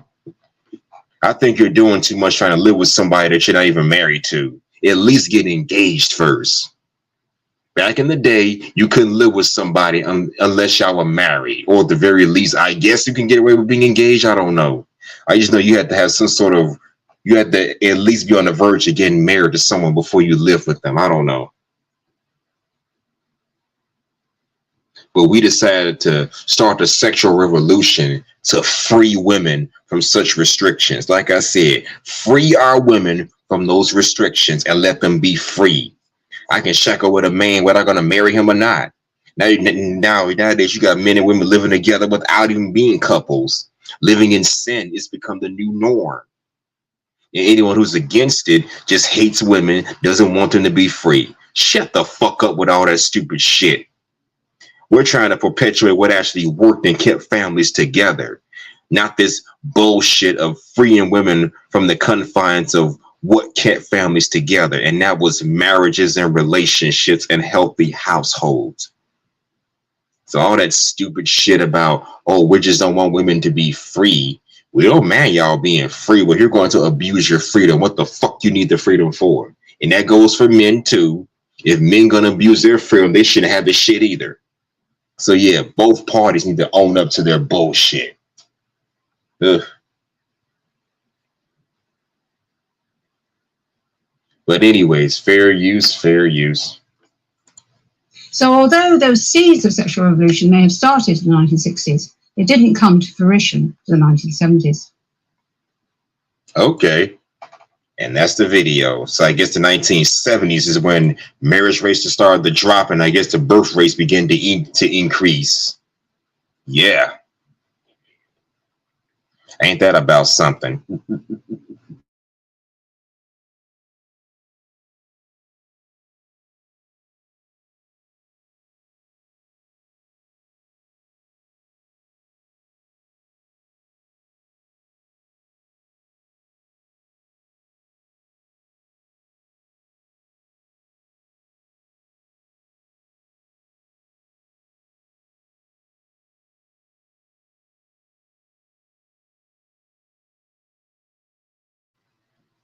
All right, here's my next video. This one is called "Woman Goes Viral for Saying Sexual Liberation is Not Empowerment." That's a good one. Oh yeah, and shout out to my homegirl Dee Dee for this one. Lovely young lady, lovely. Please subscribe to my homegirl Dee Dee because she puts out excellent content. And did I mention she's been married for over 20 years? So yeah, you better listen to what she has to say, men and women alike. Now let's hear what this woman has to say about the sexual liberation movement. Okay, again, shout out to Dee Dee. Fair use, fair use. What's the biggest lie ever told to women and girls? Sexual liberation is empowering. There is nothing empowering about you giving your sex away to a man that you already wanted to sleep with and who already wanted to sleep with you. Right. Sex is an equal exchange of pleasure. Secondly, that we can just freelance our sex just like men because they do it and nobody says anything. When in actuality, the only reason why we uphold that double standard, men and women alike, is because of the fact majority of these men were sexually assaulted. If we sat down and did away with the double standard as society, it will force us to recognize that a lot of these women are not as nice as they pretend to be. Finally, is the fact. Wow. Okay, that's a lot to say. I like where she's going with that, but damn, that was a lot to say. Let's hear that again. Let's get it. What's the biggest lie ever told to women and girls? Sexual liberation is empowering. There is nothing empowering about you giving your sex away to a man that you already wanted to sleep with and who already wanted to sleep with you. That's a good point. There's nothing empowering about that. In fact, it's degrading. But anyway, let's continue. Sex is an equal exchange of pleasure. Secondly, that we can just freelance our sex just like men because they do it and nobody says anything. Yeah. And the reason for that is because women ain't got to put in any work to get a man to have sex. Us men, we got to put in all the work. As a woman, just go outside, wearing your sexiest clothes, and just like that, men are going to flock to you, want to have sex with you. But for us men, it's not the case. We got to put in way more effort and way more work to even get a woman in bed. So it's not, so of course it's not going to be viewed in the same light. It never will be viewed in the same light in that case, because it's more work for us than it is for y'all. But anyway, it's fair use. When in actuality, the only reason why we uphold that double standard, men and women alike, is because of the fact majority of these men were sexually assaulted. If we sat down and did away with... And yes, that actually does happen, believe it or not. The double standard as society, it will force us to recognize that a lot of these women are not as nice as they pretend to be. Yeah, even women can be predators. Even women can be predators, yeah. Finally, is the fact that we give our sex away to anybody as long as they have the price to pay us. But in a relationship, we weaponize it and pretend like it's some uphill privilege and it's some type of pride. We give our sex away to anybody as long as they have the price to pay us. But in a relationship, we weaponize it and pretend like it's some uphill privilege and it's some. In other words, with withholding sex in order to punish your man. Yep, that's what they do. Type of prize, the cookie, when in actuality you should not be available for every man, and a lot of y'all are pretending to be fake sex workers when you actually want to get in a relationship and sit down somewhere. She ain't lying. Sexual liberation is not empowering. You're damn right it's not. Shout out to that sister. Well, I'm not Dee Dee, but yes, shout out to Dee Dee, but shout out to the sister that was speaking all them truth, because she's absolutely right. Giving your vagina to every man out there and claiming you still want to be in a relationship, that, I'm sorry, but that's just not going to work. The hell was that? Yeah. But anyways, that's just not going to work. It just doesn't work that way. And when they actually do get into a relationship, like she said, they want to weaponize it by withholding it from the man. Like, yeah, she wants the benefits of being in a relationship, all the freedom to be single and give it up to other men. That's kind of what they do out there. It's sad, but it's true. But let's see what Dee Dee has to say on this. Shout out to my girl Dee Dee. Mm-hmm. Fair use, fair use. Yeah, baby. What do you guys think about what she had to say? I definitely want to hear your thoughts on this. Make sure you chime in the comment section. This isn't anything new. We all know this, but I think it's important to constantly drill the message because it can only help. Sexual liberation is not empowerment, and we all know that it is not. But this has been the narrative, and this is what society has made a lot of women think, so that they can go out and not focus on family, which is most important and would be of benefit to a lot of us. But that's not the narrative. So the narrative is to go out, have these hot girl summers. You know, you deserve it. You know what I'm saying? Go out and feel free and empowered to ride all the CCs possible. Just go out and just screw whoever, and it's supposed to be okay. Because you know why? Men can do it, so can we. And we should not feel ashamed for going. Yeah, like I said, it's not the same when we do it. It's just not the same. We get a good rep and y'all get a bad rep. That's the problem, trying to make men and women equal. If men can rack up body counts, women can do it too. No, I'm sorry, but don't work that way. I'm just sorry, but it can't. And she's absolutely right. It can't work that way. But anyways, continue.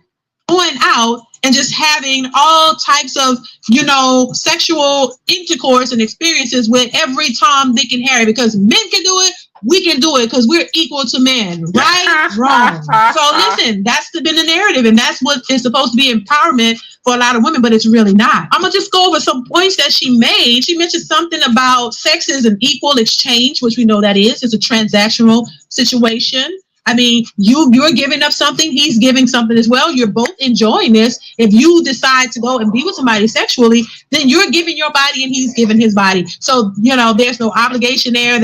He doesn't owe you anything. You're both giving up something. It's an equal exchange. I agree with her there. You know, yeah, in other words, she's getting the penis.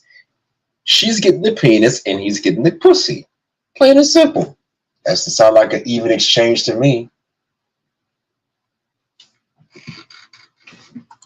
Some reason a lot of women think that if they do it, somehow the man owes them something, but no, it's an equal exchange. He doesn't owe you anything behind that. Another thing she said, that a lot of these women are not nice. I mean, I could have told you that. A lot of these women are not nice. You know, they're out here just as aggressive and mean as the next person. They don't have any like regard for men. They don't really seem to really like men, but they always want a man, and they're always surrounding themselves by men because, in my opinion, I think a lot of these women, not all women, but only the ones that this applies to, are the ones out here only looking for what a man can do for them. So they don't really, a lot of times they're not nice. They don't care to be nice to men. They only want to try to use them for what they want, and that's it. A lot of users out here. So, I mean, it is what it is. Another thing that she touched on is how a lot of these women are, pretending to be fake sex workers. Baby, you can't make this up. But pretending to be fake sex workers.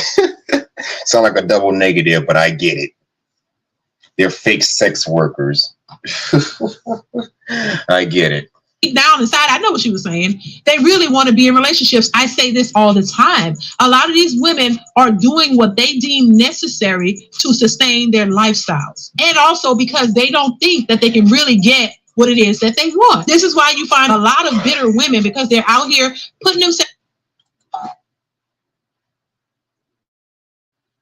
Damn these ads. Okay, give me a second. But she was on a roll. Yeah.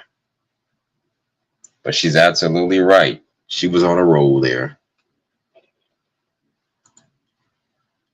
Thinking that they can do whatever, and then they're gonna find this Prince Charming, this fairy tale of a man who's gonna eventually come in and take care of them, sweep them off their feet. They don't have to work, they don't have to do anything. You can just be a princess, sit up on your throne, or queen, and sit up on your throne while he does everything for you. This is what they're thinking. A lot of these women want to be in serious relationships, but they don't really believe that they can have it. That's why it sounds like a dream when they're talking. This is why when you tell them things that are realistic and logical, they say, well, it could happen. You never know. Because even they don't really believe that what they're saying is possible. It's a dream. It's a thought that they think that one day it could happen, knowing that it is more possible to. I'm all for wishful thinking, but come on, we got to be realistic with certain things. You know, you can't be out here giving your cooch to random men and then expect the man to take you seriously. Not only that, let's say hypothetically speaking, a man does take you seriously. You think you're going to last long in that relationship? No, you're not. So you got to be realistic when it comes to your expectations. No. We can't always go through life trying to equate what men do to what women are doing, or what women do to what men do. I mean, in hindsight, I mean, Sex before marriage is fornication. Don't get me wrong, but the quality of it is never going to be equal. The quality of it is never going to be the same. We got to accept the biology. Take away the religious aspect. Yes, it's totally different. Put the religion aspect in there, it's all the same. But take that out of there and incorporate biology. Is not the same thing. Women cannot have sex with multiple men and then try to settle down with just one guy. Even if she doesn't have any feelings for the last guy that she slept with, when she get around a guy that wants to take her seriously, what is she gonna do? She gonna revert back to her old 304 ways. It happens a lot, more times than y'all think. So yeah, you can't go. So it just doesn't work that way, I'm afraid. But anyways, fair use. Not happen. So a lot of these women are insecure within themselves. But the thing about it is they either don't know how to fix it or how to go about changing that mentality, or they just don't want to change it. So there are some women who don't know how to change it and they're not looking to change it. Some are curious, but they don't know where to go. They feel they're too lost. So the only thing that you can do at that point is complain about it and act as if it's something that you don't want. And, this is when you hear women say, oh, I'm single by choice, because they want to make themselves feel Correction, you're single by your choices, actually. good by saying this is my choice, when in actuality, it's not their choice. They would love to have somebody who loves them and want to be with them and treat them right. They just don't know how to be with a man like that. And so is there like Yeah, she spit nothing but fat. I'm gonna stop the video right there. But yeah, shout out to Dee Dee.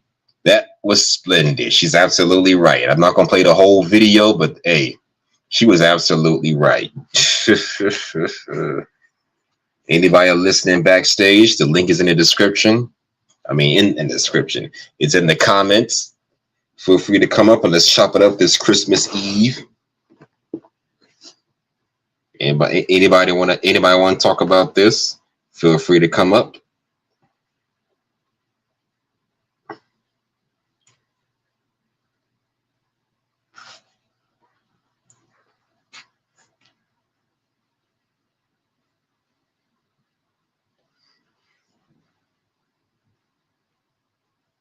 Again, shout out to Leo Anthony for tuning in. Okay, now before I play my next clip,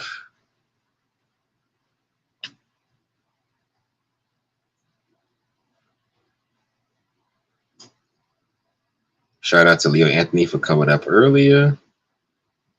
Come back soon. Anybody that's backstage listening in, the link is right here. Let's talk about this. The topic is, has the sexual liberation movement ruined dating?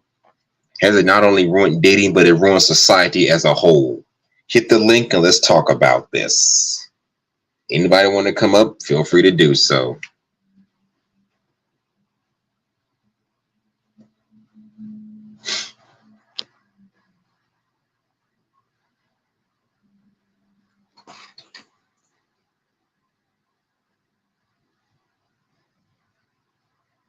Okay, now here's my next video.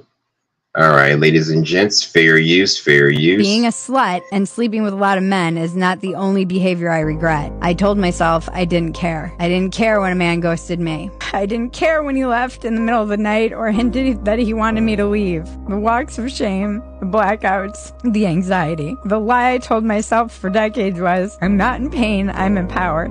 This conversation, women will only listen to other women about it. She's doing far more to repair this BS than we could ever on this side of the aisle. It's going to take women telling other women what they should be doing for them to actually listen.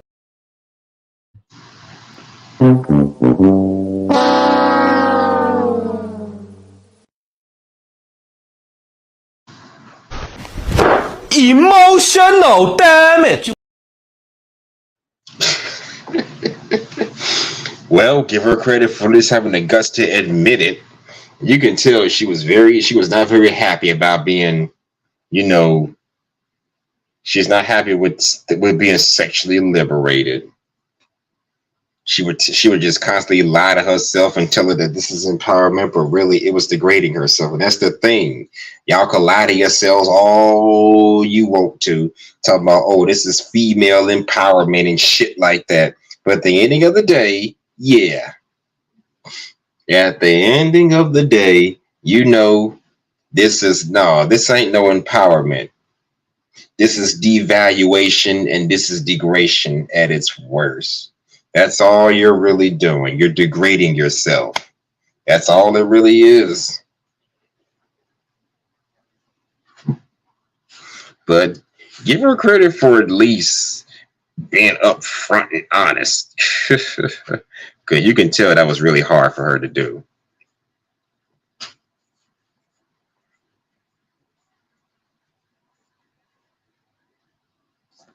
Okay, I'm going to take one more stream break before we get back into this.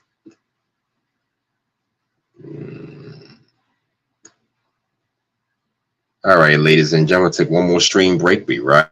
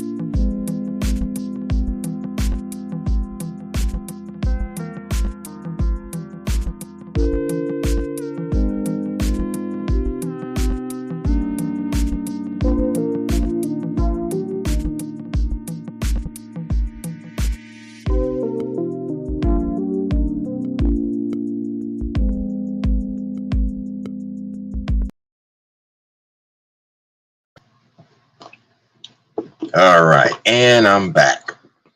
That's gonna be my last stream break. All right, let's get back into this. Let's get back into some of these videos.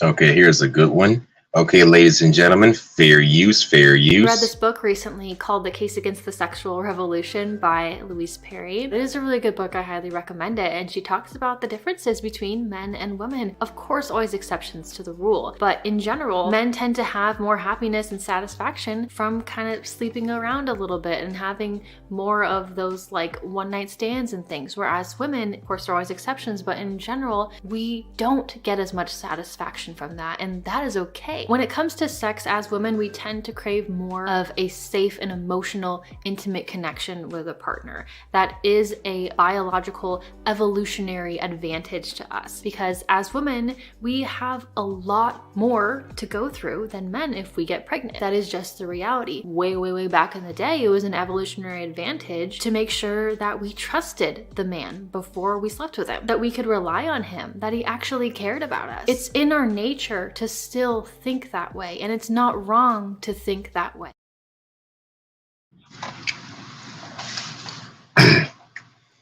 I mean, I agree with what she's saying. It's in your nature to think that way, to feel that way, but at the same time, women have evolved so much over the years that, hey, they somehow managed to they to some degree can override such, override such ways of living. Back then, you slept with a guy that you could at least trust and had a baby by a man you could at least trust. For the last few decades, women are having kids by men that they know are not going to stick around and be good fathers. And then blame those same men for her being a single mother when she know goddamn well she's a contributing factor as well. Because anytime kids are involved, it's the man's fault and the woman's fault. It's the woman's fault because she let that man slide in her raw, but at the same time, it's the man's fault because he should have known better. He should have wrapped it up and protected himself. So yeah, both parties are responsible in that regard. But a lot of people don't look at it like that. They just assume that it's the men who have to step up, the men who have to get better, when in actuality, both the man and the woman have to kind of get better.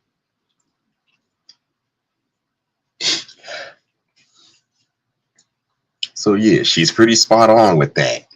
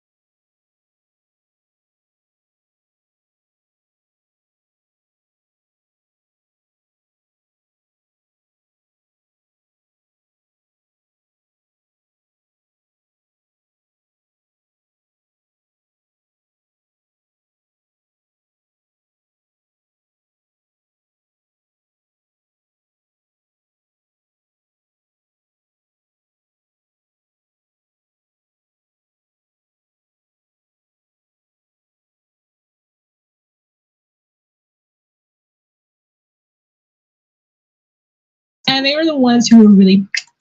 My bad, Charles. Muted the whole time. Damn, my bad. Let's try that again. Fair use. The 70s, you know, we're going to Woodstock half naked, whatever we're doing, right? All the time, right? Yeah. Studio 57 was really cool. It was Studio 54. I don't know, whatever the thing was, right? Everything's so cool back then, right? And they were the ones who were really coming about in this whole revolution and evolution of life and society, thinking that all of these things that they were instilling, all this free love and this and that, and like divorce rates went up and all these things, like these were things that would liberate our children and give them so much choice and so much like edification to do anything they want in their lives. And it's like, then you start seeing the millennials and the Z's being born and now the baby alphas. It's like, and you're realizing how this whole thing was a social experiment. And now we're just seeing the effects of this, like 50, 60 years later, like, whoa, hold up a second. Like this went awry somewhere, right? And I think that's what we're seeing. It's like the younger generation. It's hard for you guys because the thing is, everything is so hypersexual. Yeah, she ain't lying. It is hypersexual now. Thanks to sexual revolution, everything is damn near hypersexual. Not just in the way we act, but what we see on social media, what we see on TV as well. It's become to the point where it's all over the place. You know, there was a time where access to sexual stuff was limited. Only certain people had access to it, and only people had certain ways of accessing it. But now it's just all over the goddamn place. And there's no escaping it. It may be nothing new, but I guess you could say back in the day, access to it was limited. But anyways, fair use.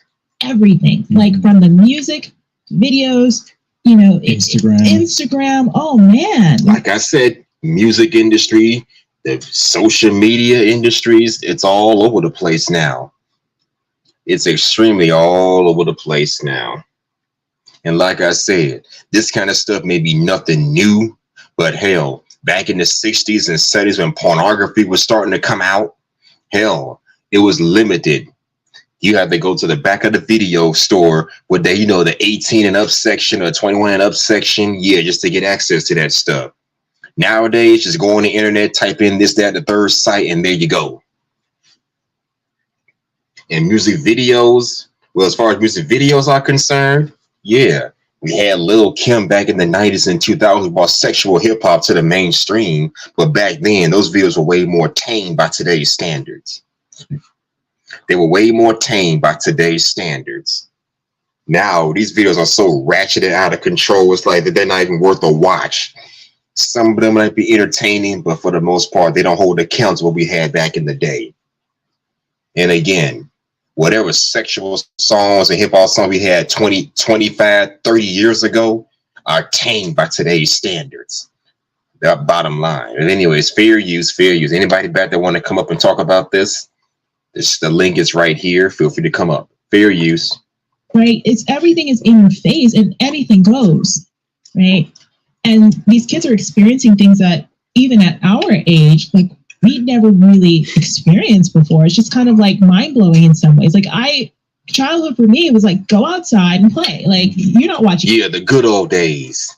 Get off your lazy ass and go do something. Go outside, play ball, go to the park, skateboard, whatever we wanted to do. And the few times we did spend in the house was playing our old NES, Super Nintendo, PlayStation, the whole nine. Yeah. Those were the good old days. Nowadays, kids be in their homes with their tablets and cell phones. I'm surprised cable's not obsolete yet, thanks to streaming services, but that's how it was back then.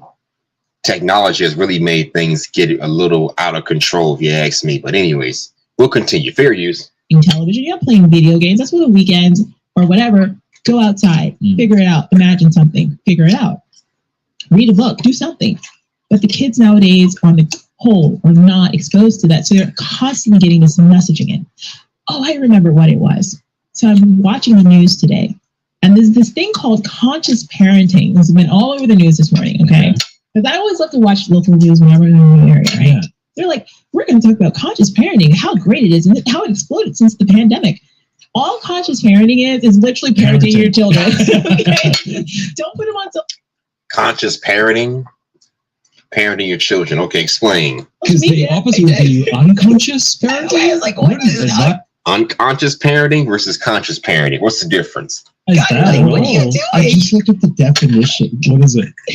Child rearing philosophy that encourages parents to make mindful, emotionally intelligent decisions in raising their children. Go figure. What was the make intelligent decisions when raising their kids? Okay. Other option? What is going on here, right? So it's no wonder you've got these kids pushing back, because it's like they're seeing that this is insane, you know?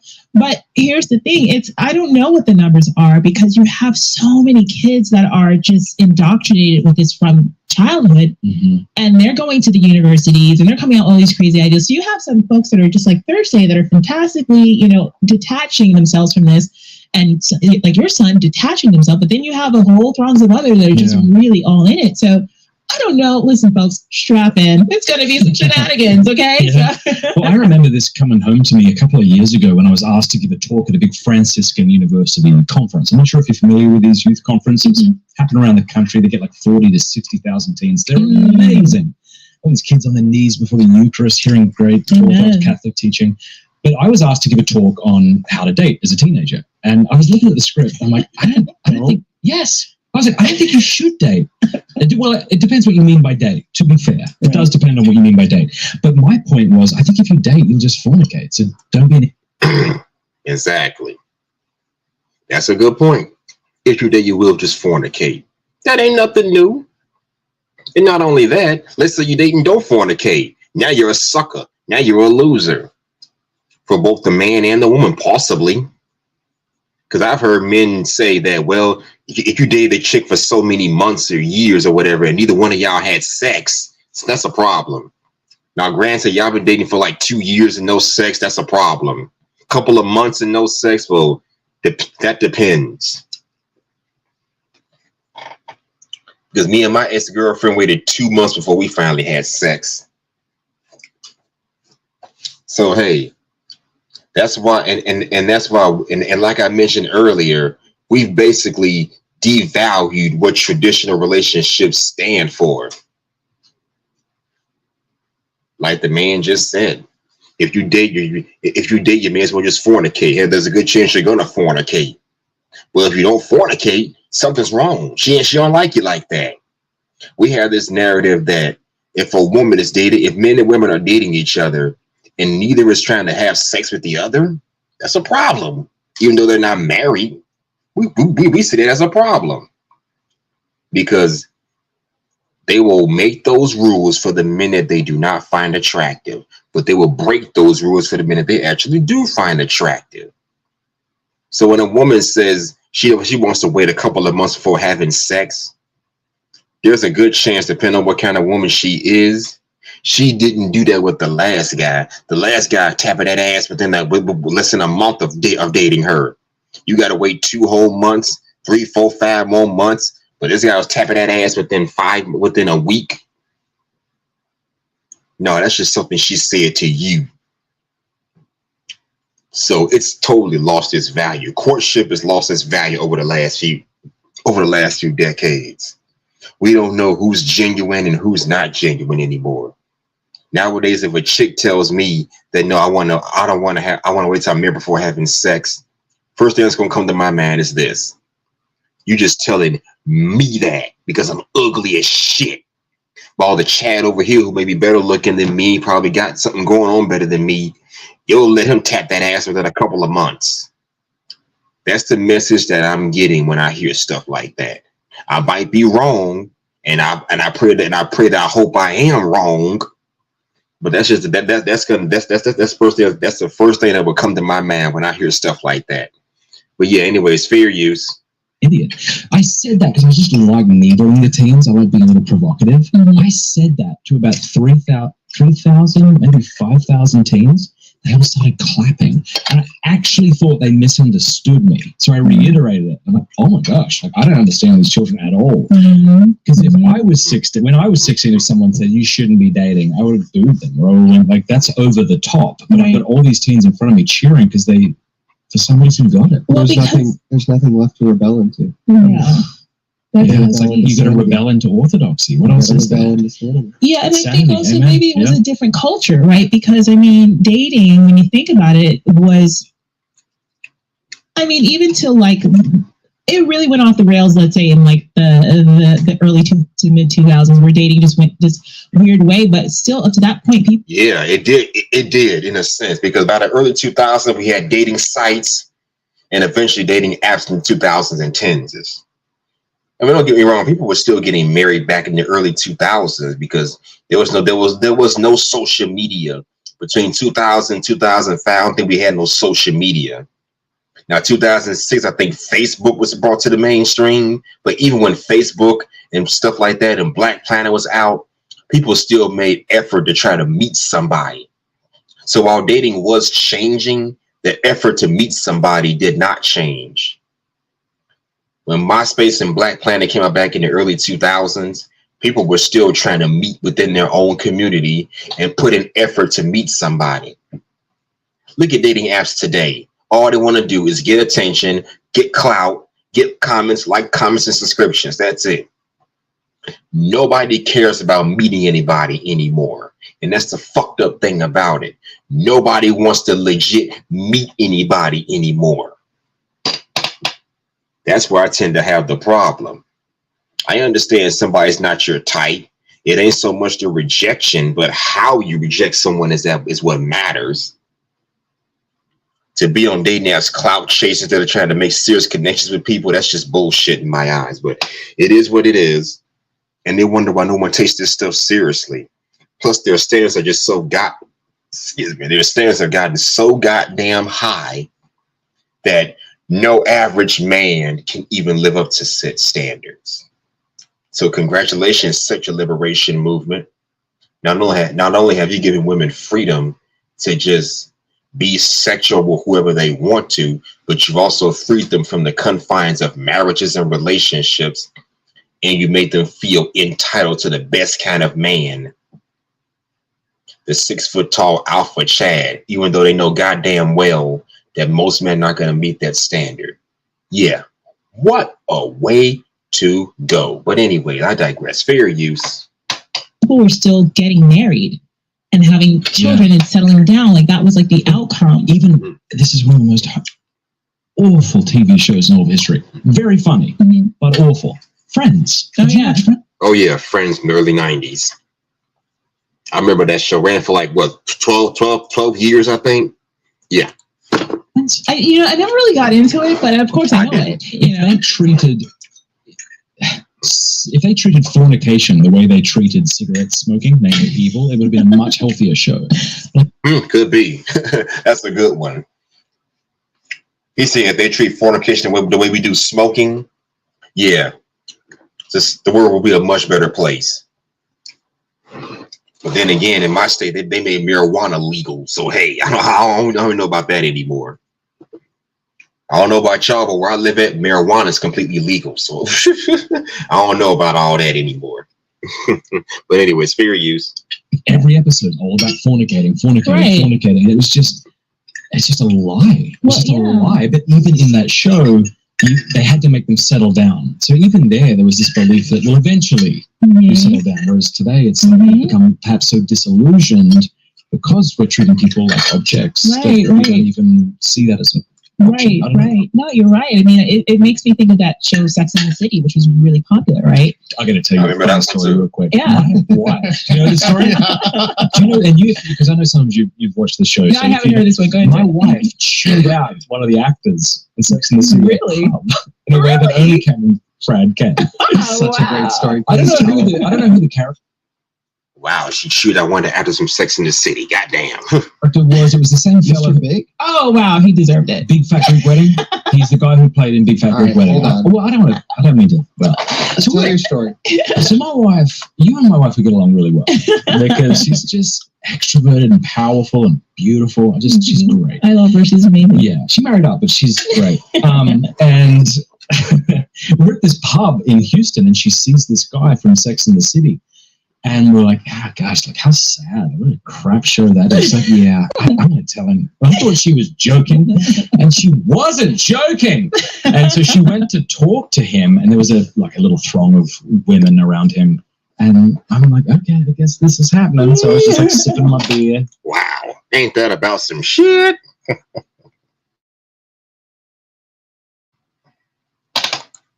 Looking occasionally in her direction. And when I say shoot him out, I don't mean she was a jerk. But she just said, I really liked you in this movie, but I just think it's really sad, like what you're doing right now. And I think you could probably be doing a lot better. Oh my God. Yeah. That sounds like intimidatable. That sounds like Chris Noth, I think his name is. Did you look it up? Chris Noth is Mr. Big. Yeah. I'm trying to figure out. Mr. I don't Big. think he was in My Big Fat Greek Wedding.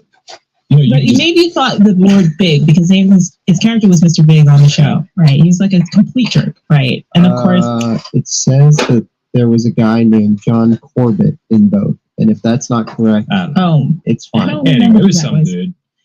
Yeah, he was definitely the character that deserves the chew out, right? So like, but you're watching these shows and like that's what they're promoting. So was that a show you got into when you were younger? I kind of watched. I mean, that was like more. I didn't really get into that show, Friends, but looking back on it, it's pretty funny. The show is pretty good, all things considered. Yeah, but this was the early 90s. Even in the 90s, fornication was kind of pushed to the forefront.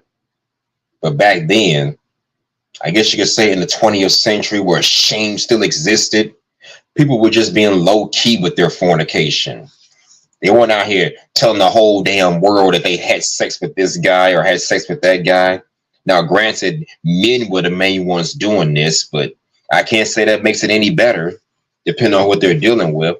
Because back then, if a man bragged about how many women he slept with, he get a good reputation. I think that persists even to this day, to some degree or another. But I think that what they're trying to do is trying to equate what men do to what women do. If men can do it, women can do it too. It's fornication either way. Both should be punished. But yeah, from a religious standpoint, maybe they should. But as far as biology, no. Because women don't have to put in work to get men in bed. We do. I wish we could make it both equally wrong, but no one's going to look at it like that. And even if you do shame a guy for being sexually active, that's because you don't find him attractive. Again, we've devalued all the things that come with being in traditional relationships, thus leading to a world where women make rules for men that they don't find attractive or break them for men that they do find attractive. That's basically what they're doing. But anyway, it's fair use. Or like I don't remember when I was watching it. Like I didn't watch it while it was like on, but I started to catch reruns later on, right? And so, it's just kind of not that you live that life, but you live vicariously through the things that you see on television and in the movies. It's like, it's like, man, that Mr. Big, he's so dreamy. He's such a jerk. It's always the bad boys that get all the attention. You ever notice that? And even in TV, even in Hollywood, yeah. So cute. I so want a guy to treat me like I'm trash and then walk away from me. And he's like they feed you this weird Hollywood fantasy because like she was obsessed with this guy, and then of course the rest of the show is about promiscuity. So these are the things that like started to really change the culture in a major way. Yeah. So I heard somebody say this recently because the dating world, and I can see why kids nowadays would be adverse to it because it's so messed up nowadays. It's because like. Someone had said this on one of those crazy podcasts. Okay, there's a lot of crazy podcasts out there nowadays. Okay, and one of the guys, this is good crazy. I'm talking about like debauchery, like real debauchery crazy. Yeah. Okay, yeah. So one of the guys, and I was just like, whoa! When he said this, I was like, you must be insane. But I know now. He said that dating today is for sex. It's not for relationships. It's for sex because what are people doing? Swipe, swipe, swipe, swipe, swipe. Next. Yep, she's right. Dating is primarily just for sex now. Again, we've devalued what relationships once stood for. Back then, you dated for a relationship, possibly. Now you're dating just for the sex. For the last 2-3 decades, it's been all about the sex. As women became more liberated and more independent now, they don't need a man for anything. Well, they got to get some penis some kind of way, so they'll date a man just to get access to his penis, and we'll date women just to get access to their vaginas. So yeah, the sexual revolution has come a long way. What started out as something that gave women power to just be sexual with whoever, turned to females just being, embracing their sexuality, not so much shying away from it. It turned to a society of females who just use sexuality just to get over on people and get attention. Ain't that about some shit? So yeah, that really sucks. Especially for the men and women out here who want relationships. Yeah, it's a real bummer. But anyways, fair use. So you're sleeping with somebody the first time you met them. Then they have the 3-date rules type of thing. It's like, it's not about forming relationship, right? And then you got like the dinner dates I'm not going to use the word they use. It starts with a W, but the dinner. Start with a W. What word is she talking about? The dinner. Oh, the dinner whore. Girls who like dinners and hitting dinner. Right? Oh yeah, dinner whore. I said it for you. The dinner whore. Right? Yep.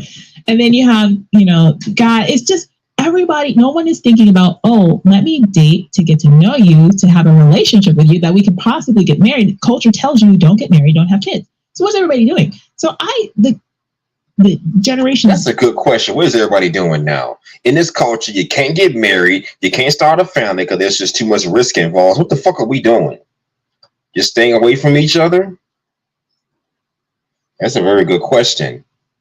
So now dating is just a convenience for us, not something long term, becoming more short term than it is long term. But hey, that's just me. Fair use. You today not wanting to do this, I get it. I get it. Because if this is what the outcome is, and that everything that you're seeing that is sold to you as perfection is rooted in, again, it's devices. What does social media tell us? That we want luxury? You have to be wealthy. If you're not making like $100,000 a year as a man, you're worthless. If you're not, Exactly. They got high standards. And since it's the Christmas season, I got a little jingle. Yep, and that's what, and she's absolutely right. She's making a list, standards too high. She wonders why she'll never be a wife. The infamous wall is coming to town. Fair use, fair use. Telling guys, especially, that like the thing that signifies your masculinity is how many women you've slept with, right? All of these things. That's what I was told when I was a younger man. So hey, things and for women, validate yourself by showing everything online or sleeping around. Like, this is how you validate. It's lust, avarice, all of these things. This is what make relationships. Why would you want to date it? Why wouldn't you want to just crawl in a hole? Grow a long beard for the guys. Ladies, just cover yourself up fully head to toe and just be a hermit. Like, it sounds like the best option. Thank you for watching. Please subscribe. Okay, that's the end of the video. Okay. So anybody got any comments? Anybody that's backstage want to come up and chop it up with your boy for this Christmas Eve? The link is right there. Feel free to come up here. Today's topic: has sexual liberation ruined not only dating but society as a whole? Come up here and chop it up with your boy for this Christmas Eve, and do it within the next 30 minutes or so. At the 3-hour mark, I'm going to have to shut it down. I got to be at work this Christmas Eve. But hey, I appreciate anyone that wants to come up here and listen to what I have to say and share their little holiday spirit. But yeah, sexual liberation has gone from allowing women to be, I suppose, open with their sexual desires, protecting them from getting pregnant with the contraceptives and the blue pills, to a society who thinks that they just want to say, fuck men altogether. We don't need men anymore.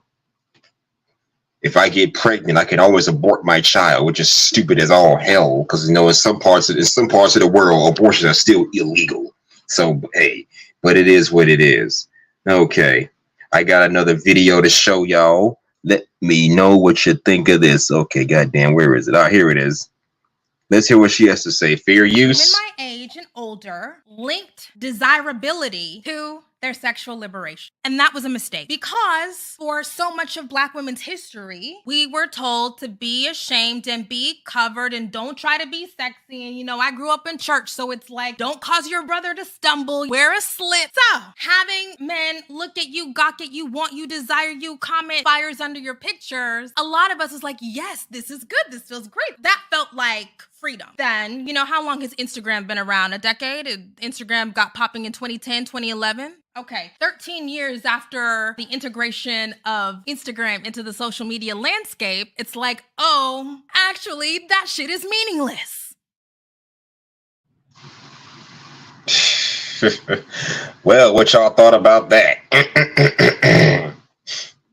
Because, yeah, there was a time where where women were not allowed to walk around, you know, half dressed or walk around public damn near ass naked or whatever. There was a degree of shame for such things. But now, thanks to the liberation movement, that shame has been removed. That shame has been taken away. So now they want to say, my body, my choice. Yeah, it's your body and your choice, but are you ready for the consequences that come behind set choices? Yeah.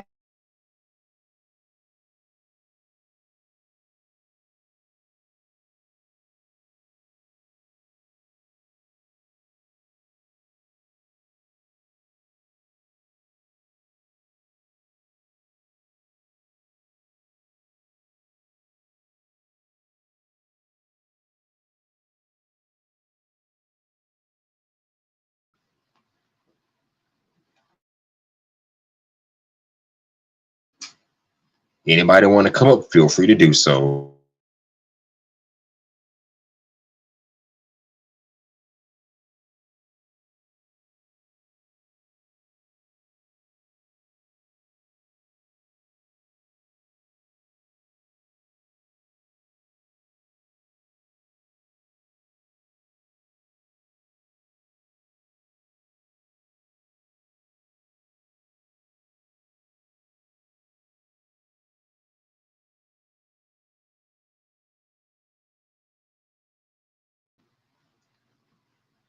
Okay. Again, anybody back there listening in, feel free to hit this link and chop it up with your boy. By the way, how's everybody doing this holiday season?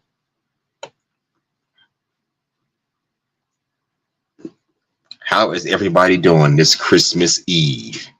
I know it's early in the morning, but hey, I figured I'd do this one, you know, on Christmas Eve. Think of it as a holiday stream. Another one of those holiday streams. Are the pioneer.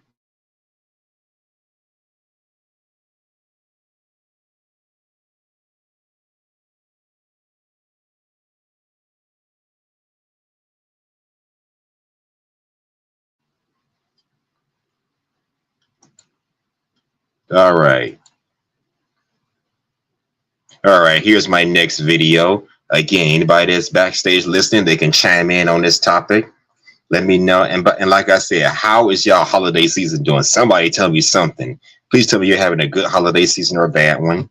If you're having a bad one, come chop it up with your boy and I'll try to make it better.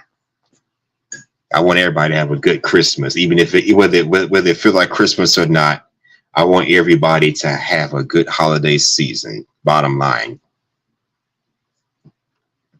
Okay, here's my last video of the day.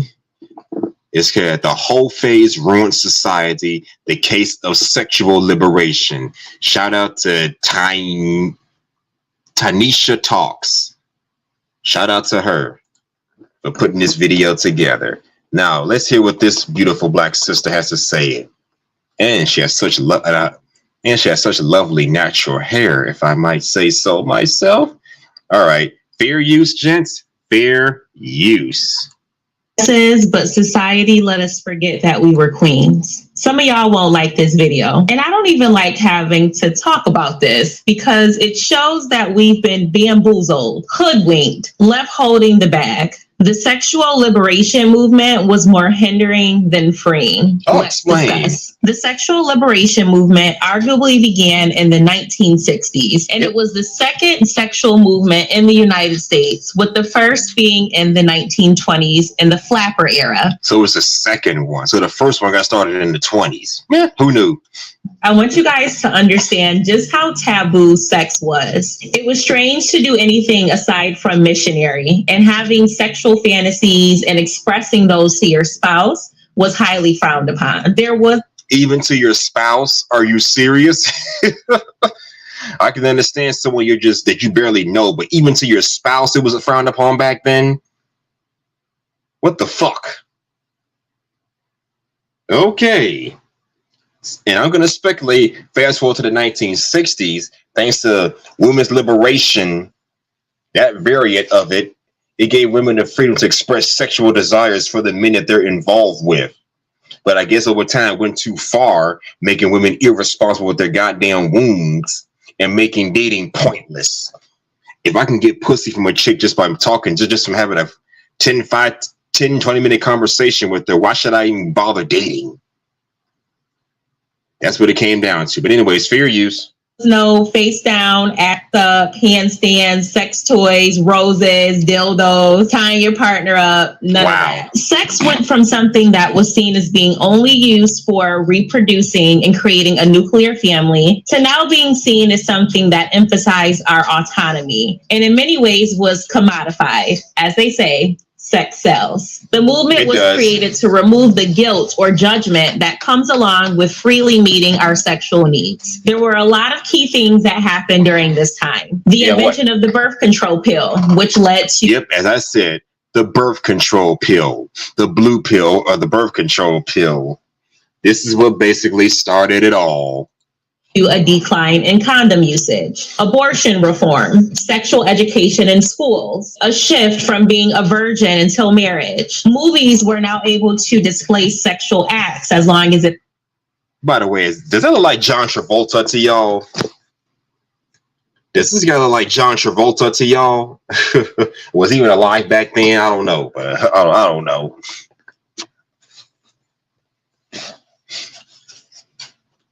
But anyways, fair use. It was rated, and there was a surge in the viewing of porn. And voila, there you have it. The birth of sex being pushed in the media. Wow. Now, I think we can all agree that some good things did come out of the sexual liberation movement. Yeah, we agree. Now, I didn't know about that aspect of it. You're telling me back in the 1920s, it was considered taboo to show sexual interest even in your own spouse? Was sex back then so taboo that even your spouses weren't safe from being judged because you wanted to get some penis or some coochie from your significant other? Really? Wow. So let's see how far this is going to go. Fair use. But there's a lot of bad as well. Higher STD rates, lower marriage rates, higher divorce rates, out of wedlock children. All true. All fucking true. And higher abortion rates. All true. Of course, in some states, abortions are still illegal, so that's a matter of opinion. But aside from those statistics, there were a lot of intangible downsides. Yep. And a lot of them were for women. I think that the sexual revolution from the get-go had downsides for women, because when it comes down to it, men and women are different in some really important I could have told you that. ways. And I think we have to find ways of negotiating that rather than denying it. Ironically, a lot of the sexual liberation movement is tied into feminism. It's this empowering thing. We're breaking away from the patriarchy. Yay! But then we see freedom in being sexually involved with men. It still involves men. Women, we have screwed ourselves royally. We're giving men sex, which is what they wanted the entire time, at a lower price. And I want to be very clear that my view... Yeah, and that price only goes up for the men that they don't find attractive. Yeah, that's how that goes. Viewpoints are not based on seeking approval from men. My concern is that we as women we are collectively trying to move in ways that don't really benefit us, right? Because we often have more emotional ties when it comes to sex. Exactly. Men have more of a physical satisfaction from sex. Women, for the most part, have an emotional attachment to sex. Now, I understand that there are always exceptions to the rules, but biologically, women do get attached when they have sex.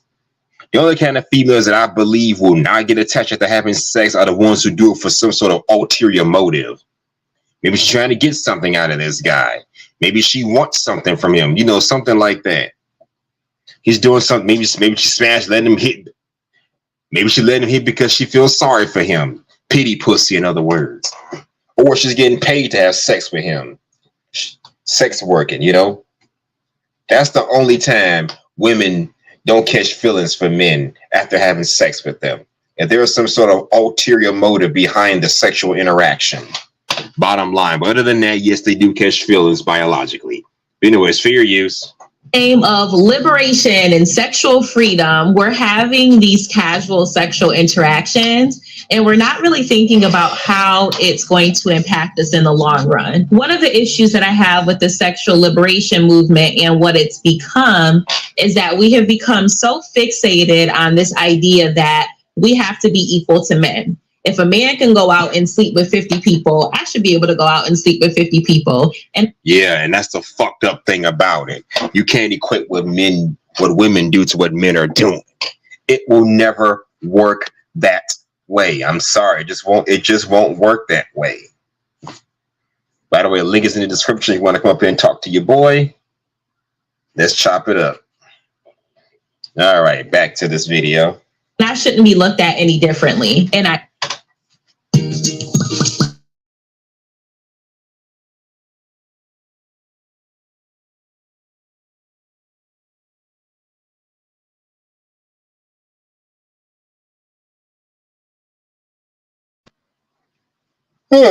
okay, we're back.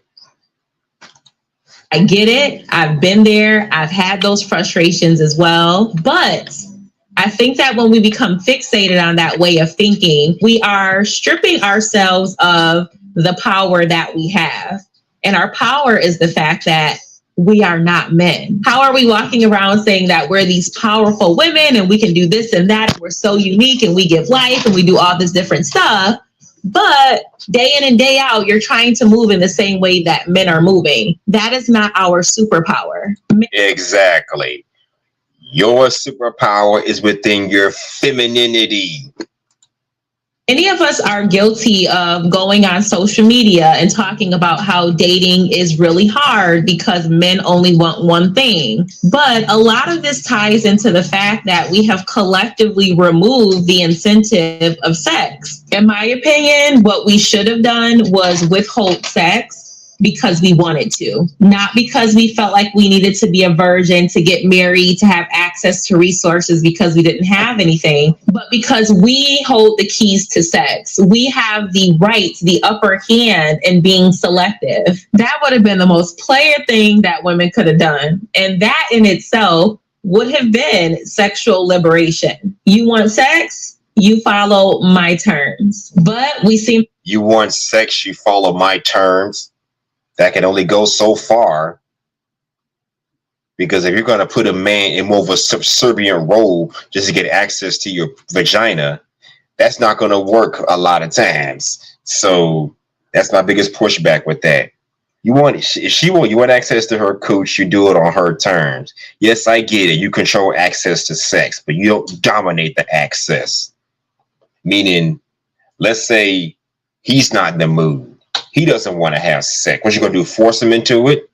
So you don't dominate access to sex. The same way we don't dominate access to marriages and relationships. So you could say the same thing for relationships. Men, as men, we control access to marriages and relationships. So you want me to put a ring on your finger? You gotta abide by my standards and my terms. You gotta prove to me you are a traditional man, woman who's worthy of being a wife before I even think about putting a ring on your beautiful little finger. You have to prove that to me. You must prove that to me. The same way I gotta earn the cooch, the same way you gotta earn a wedding ring. But a lot of women don't want to do that. They feel entitled to a man's time, attention, and the privileges of a wife without putting in any fucking work to show it. But anyways, fair use. Have left out the terms and conditions agreement. You know, it's kind of like becoming an adult. Everyone cautions you to value your innocence, but you're so caught up on wanting the freedom of being an adult. And then when we get to adulthood, which is very ghetto, we wish we'd embrace being a child, but you can't go back on wanting the freedom of being an adult. And then when we get to adulthood, which is very ghetto, we wish we'd embrace being a child.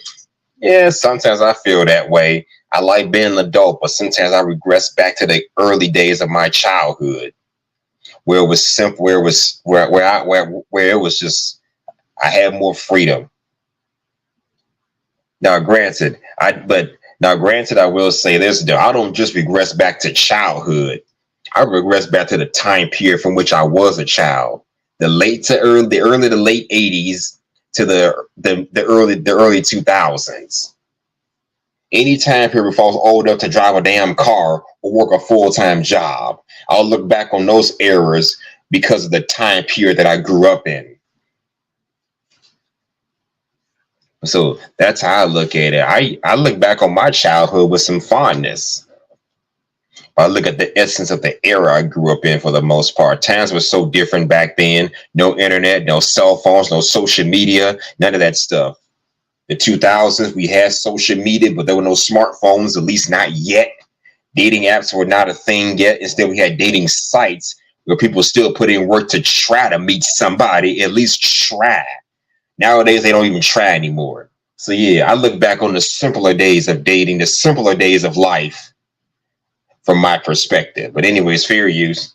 But you can't go back. You cannot go back. No. We have to learn to own our decisions and the consequences that come along with them. I am an advocate of abstinence for a reason. I have seen several examples of how sexual liberation and casual sex can be detrimental to women. I have been there and I know. There are so many women who will tell you that if they could go back in time, they would have remained a virgin until they were married because it wasn't worth it. I've heard women say the same shit, so she ain't lying. Saying that I think we would benefit a lot from being more selective about our sexual encounters. We live in a very hypersexualized society. I think that there's a lot of unhealthy mixing of energies going on. And I also think it's really sad that it's become normalized to walk down the street and completely pass by someone who you've had sex with and one, not remember the person, or two, just walk past them like you don't know them because things ended on poor terms or it was just a one-night stand situation. Yeah, but I ain't gonna lie, that does sound awkward when you think about it. You walk past some chick you just fucked a few nights ago, you're the one gonna ignore her. You're excuse me.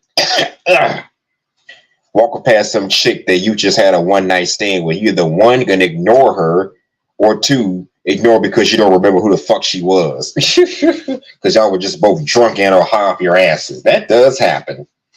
It ain't nothing new. That kind of shit does happen. Yes. Don't get me wrong. It does happen. Now, granted, I don't think I've ever bumped into a chick that had a one-night stand with.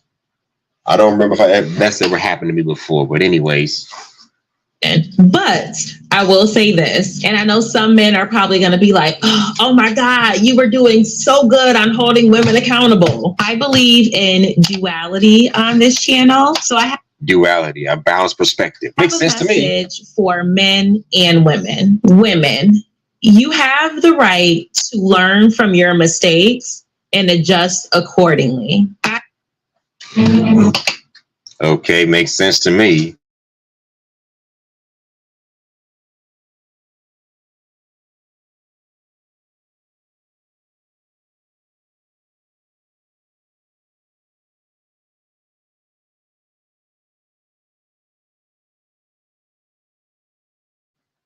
All right, fair use. I am often disgusted by some of the comments that I see where we're pushing this narrative that women, human beings, become indefinitely worthless based on their sexual past. We've all heard.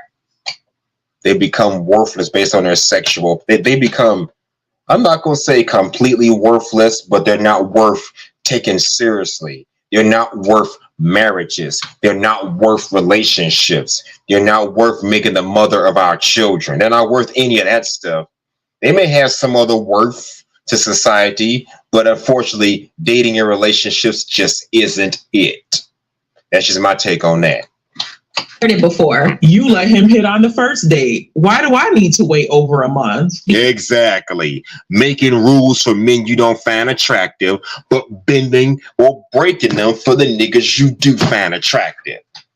Talked about that on a previous stream. Go check it out if you want to. But anyways, fair use. Because I said so. This ideology is used to keep women in a self-destructive loop of not respecting themselves and establishing standards. You don't get to box me into a category of accepting subpar treatment just because you feel entitled to sex. I challenge the viewpoint. Who said anything about being entitled to sex? Most of us men are not entitled to sex.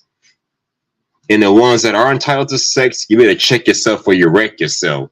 Never feel like you're entitled to a female's box. I tell any man that. And by the same token, I tell any woman, don't let a man that you're not entitled to a man's resources just because you have a box. So yes, I can be dual too. I believe in duality just like you, my sister. So let's continue this.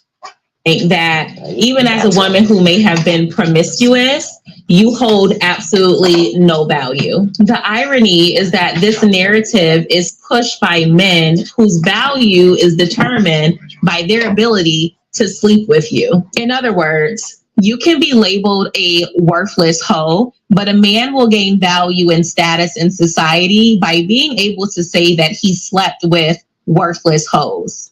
Exactly. It's a double standard that's not fair, but it's one we have to just kind of like the lady in the first clip said, negotiate and work around. Because yeah, as a man, I can smash 50 plus women and get away with it, and my value is gonna go up. But a woman getting smashed by 50 men, sorry, not gonna fucking work, because it's not the same for men as it is for women. So you have to learn how to accept that, plain and simple. Continue. Are you really worthless? With that in mind, I'm always keep it real with you, okay? The reality is that there are some men who are not going to want to deal with you if your past is a little bit too much. Your name is ringing too many bells in these streets. Own your actions. But do not adapt the mentality that you are unlovable and should continue engaging in surface level relationships because that's all you'll ever get. And for the men, I have one thing to say to you today. Please stop demonizing women who are authentically speaking out about their experiences and cautioning younger women so that they can do better than they did. Oh, believe me, sweetheart, I try my damn diligence not to do that. But in a judgmental society, it's like it's hard to it's just hard not to do that. I mean, we live in a judgmental society. We judge others based on their past experiences because it's a premonition of what they're going to be doing in the near future. If you were hoeing around in the past, what's to say you're not going to continue hoeing around in the future? Even if you are trying to help other people do better and not make the same mistakes you're making, it's hard for people, especially for men, to just look past that. People are almost always going to look at your past as something. And like you said, I'm trying my damn diligence not to judge a woman's past, even especially when she's trying to help other generations of young girls, not to make the same mistake that she made. I'm trying my hardest not to do that, but it's gonna be a struggle. Anyways, fair use. Completely understand when it seems like it's grifting and the people are not being genuine, but I cannot count how many comments I've seen that say, oh, now she wants to turn over a new leaf because she's getting older or she's hitting the wall. Exactly. At least she understands that concept. Or she's a born again Christian because, or she's what they call born again Christian or born again virgin. She's a retired 304. Yeah, you got to consider those aspects. You have to consider those aspects. And that's usually what they are. The so-called born again virgins or the reformed or retired 304s. We can't just look past that. How would I look marrying you, for example, knowing you got a 304 pass? This guy comes to the office and be like, I remember you. We smashed 10 years ago. Or we smashed 2 months ago. Who wants that? Even if I forgive your past, I don't think the outside world going to forgive your past. Bottom line. But anyways, fair use. Nobody wants her, and now she's trying to save face. Listen, here's the reality. If women had been publicly honest about casual sex a long time ago, we probably wouldn't be as deep in this mess as we are now. So yeah, that's a good point too. At least if you're honest and upfront at the beginning of the relationship, at least if you're honest and upfront about your past, that will save y'all both the headaches. That's a good point too. please show women a little more grace when they are making a genuine effort to not only improve themselves, but to also mentor and guide other women. But that's all I got for today. Okay, I can do that. That don't mean I want to date set women, but I can definitely give them the benefit of the doubt because they're trying to help younger females not make the same mistakes that they made. Makes sense to me when you think about it. Okay, that's the end of the video. Okay. I think that was my last one of the day. Yep, that was my last one, at least on my laptop anyway. My computer.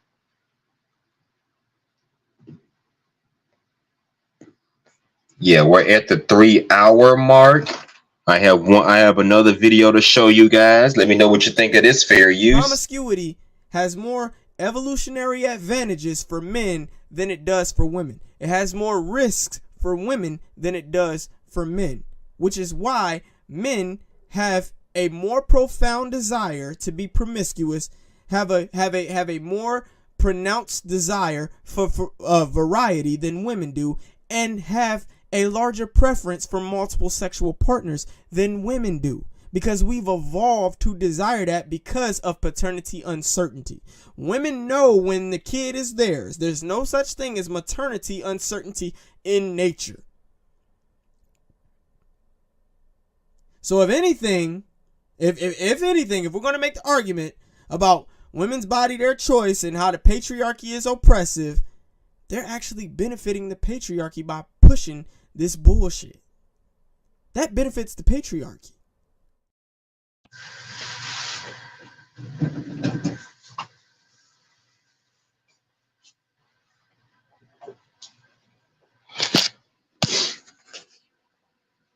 Promiscuity has more evolutionary advantages for men than it does for women. It has more risks for women than it does for men, which is why men have a more profound desire to be promiscuous, have a more pronounced desire for variety than women do, and have a larger preference for multiple sexual partners than women do, because we've evolved to desire that because of paternity uncertainty. Women know when the kid is theirs. There's no such thing as maternity uncertainty in nature. So if anything, if we're going to make the argument about women's body, their choice, and how the patriarchy is oppressive, they're actually benefiting the patriarchy by pushing this bullshit. That benefits the patriarchy. Yeah. What y'all thought about that? Anybody in the back listening in? What you thought about that video? Yes, it is benefiting men, because now men no longer have to get married or even take women out on dates anymore just to even get access to women. So That may seem like a win for that may seem like a win. The only downside is for those of us who want regime relationships, we ain't got a lot to choose from now. So the patriarch is benefiting from it, but it's just not benefiting in the way that it's supposed to be beneficial. Again, the men who want genuine relationships out here, we really ain't much to choose from out here. Ain't nothing but loose 304s out here nowadays. So we really don't have a lot to choose from out there. But that was my last video of the day, fellas. I understand it's the holidays, so not a lot of people would have been able to come up. I understand it's Christmas Eve. I hope everyone's having a good holiday season. Once again, shout out to Leo Anthony for chopping up with your boy early. I understand that it's the holiday season, so honestly, I wasn't expecting too many people to come up here because everybody got their plans for Christmas tomorrow. And thankfully, I'm off Christmas. I got to work today, which is Christmas Eve, but thankfully, I'm off on Christmas Day. So yeah, I'll be busy tomorrow. I'll definitely be busy tomorrow. But we're at the 3-hour marker, so I'm just going to give my final thoughts. So my final thoughts on the whole thing. Has sexual liberation ruined dating in society? I'm going to say yes, it has. What started out as a movement that just freed women from any shame or judgment just for not only having sexual desires, but expressing them, expressing and embracing sexual desires, eventually evolved into something much, much major. It evolved into something that not only gave women less incentives to get married and start families, but it gave women less incentives to be responsible with their wombs and choose their men wisely. Thanks to the legalization of abortions in some states, now they can have a baby. Now if they get pregnant by a dude, they can just have an abortion and that's that. Thanks to the birth control pills, they can avoid getting pregnancy altogether, possibly, or contraceptive. They can avoid getting pregnant altogether, possibly. So yeah, now it's just acting. Now women are just using it as some sort of a protector from their irresponsible decisions when it comes to how they use their wombs. They gave women all this freedom, all this access to, they gave women all this freedom, all this protection from the possibility of getting pregnant or catching something. And now they want to be irresponsible with their wombs. And now, thanks to the sexual liberation movement, pornography was brought into the mainstream. Of course, back in the day, I'm talking the 20th century, back in the day, access to said stuff was limited. I mean, think back to when you were younger and you knew an older family member or a friend who had some dirty magazines hidden in his room. That's how I got access to this shit anyway. We didn't have internet back then, so we couldn't just go online and look at this stuff on the internet. And we finally got internet. No, you had to be at least 18 or older just to look at them goddamn sites. So yeah, having X-rated stuff in the media is nothing new, but I think access to it was limited compared to what it is now. These days, go on your phone, laptop, or computer, type in a site, and there you go. But 25, 30 years ago, you had to go to the back section of your local video store. That is, if you were 18 or older, just to get access to this shit. So yeah, times were so different back in those days.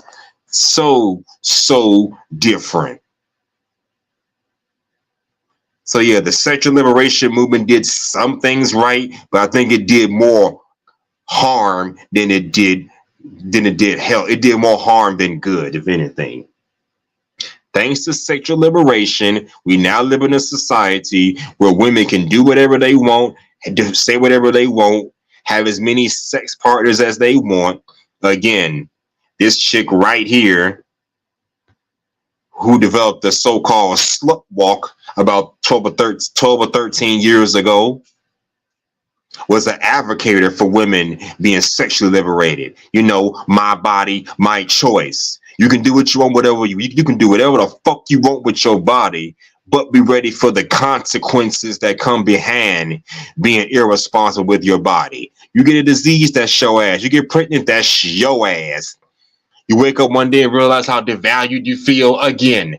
That's your ass. You should have been more responsible with your goddamn womb in that case.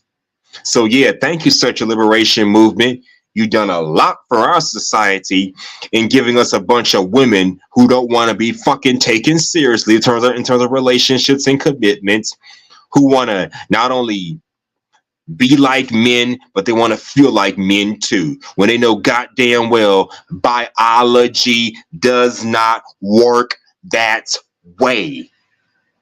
Men and women are never the same. They never will be the same. They're not equal. Men are men, women are women. The liberation movement didn't help the cause either, because now women want to rack up bodies, kind of like how men are doing, not understanding that men and women are different. So they have to kind of work around that. You just can't have it like that, you know?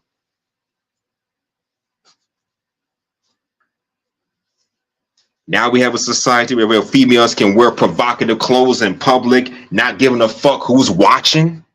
Thank you, Sexual Liberation Movement. It was a nice try, but at the ending of the day, the movement has truly fucked society up. It has truly fucked society up. That's just my final thoughts on the whole Sexual Liberation Movement. I see nobody came up except for Leo Anthony. Shout out to Leo Anthony once again for chiming in on the panel. Leo at ground zero. I'm the villain, but you're the hero.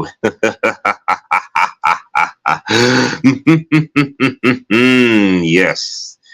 Now then, ladies and gentlemen, I'm about to shut this shit down. I got plans of my own for this Christmas. Well, besides going to work, I got plans of my own for this holiday season. I'll see y'all in the next one. Shout out to people who were back there in the clouds listening in.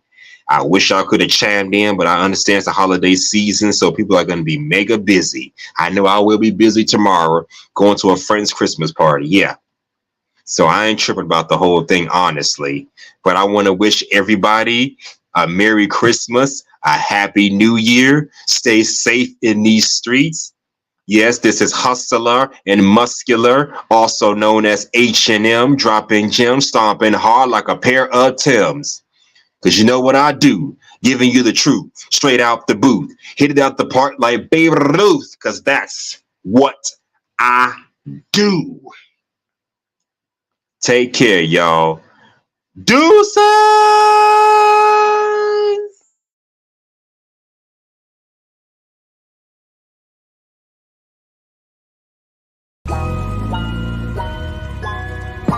Beast Reality. Merry motherfucking Christmas from Beast Reality.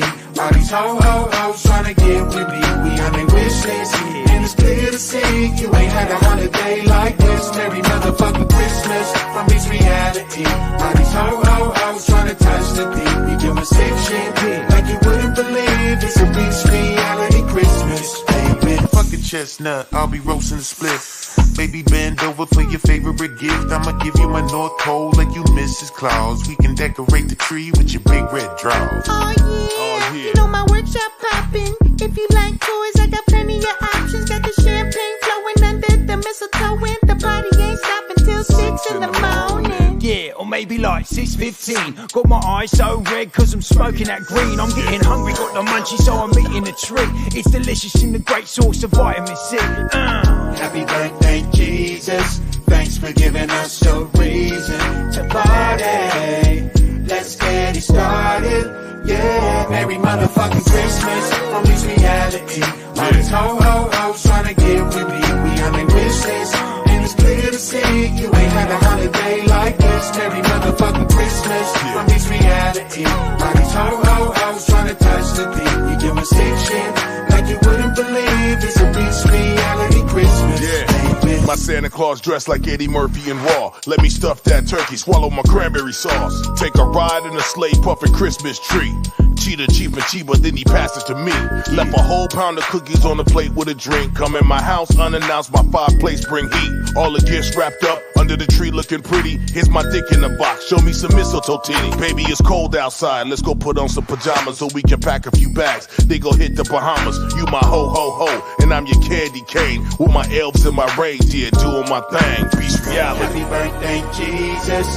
Thanks for giving us a reason to party. Let's get it started. Yeah, Merry motherfucking Christmas. On reach reality.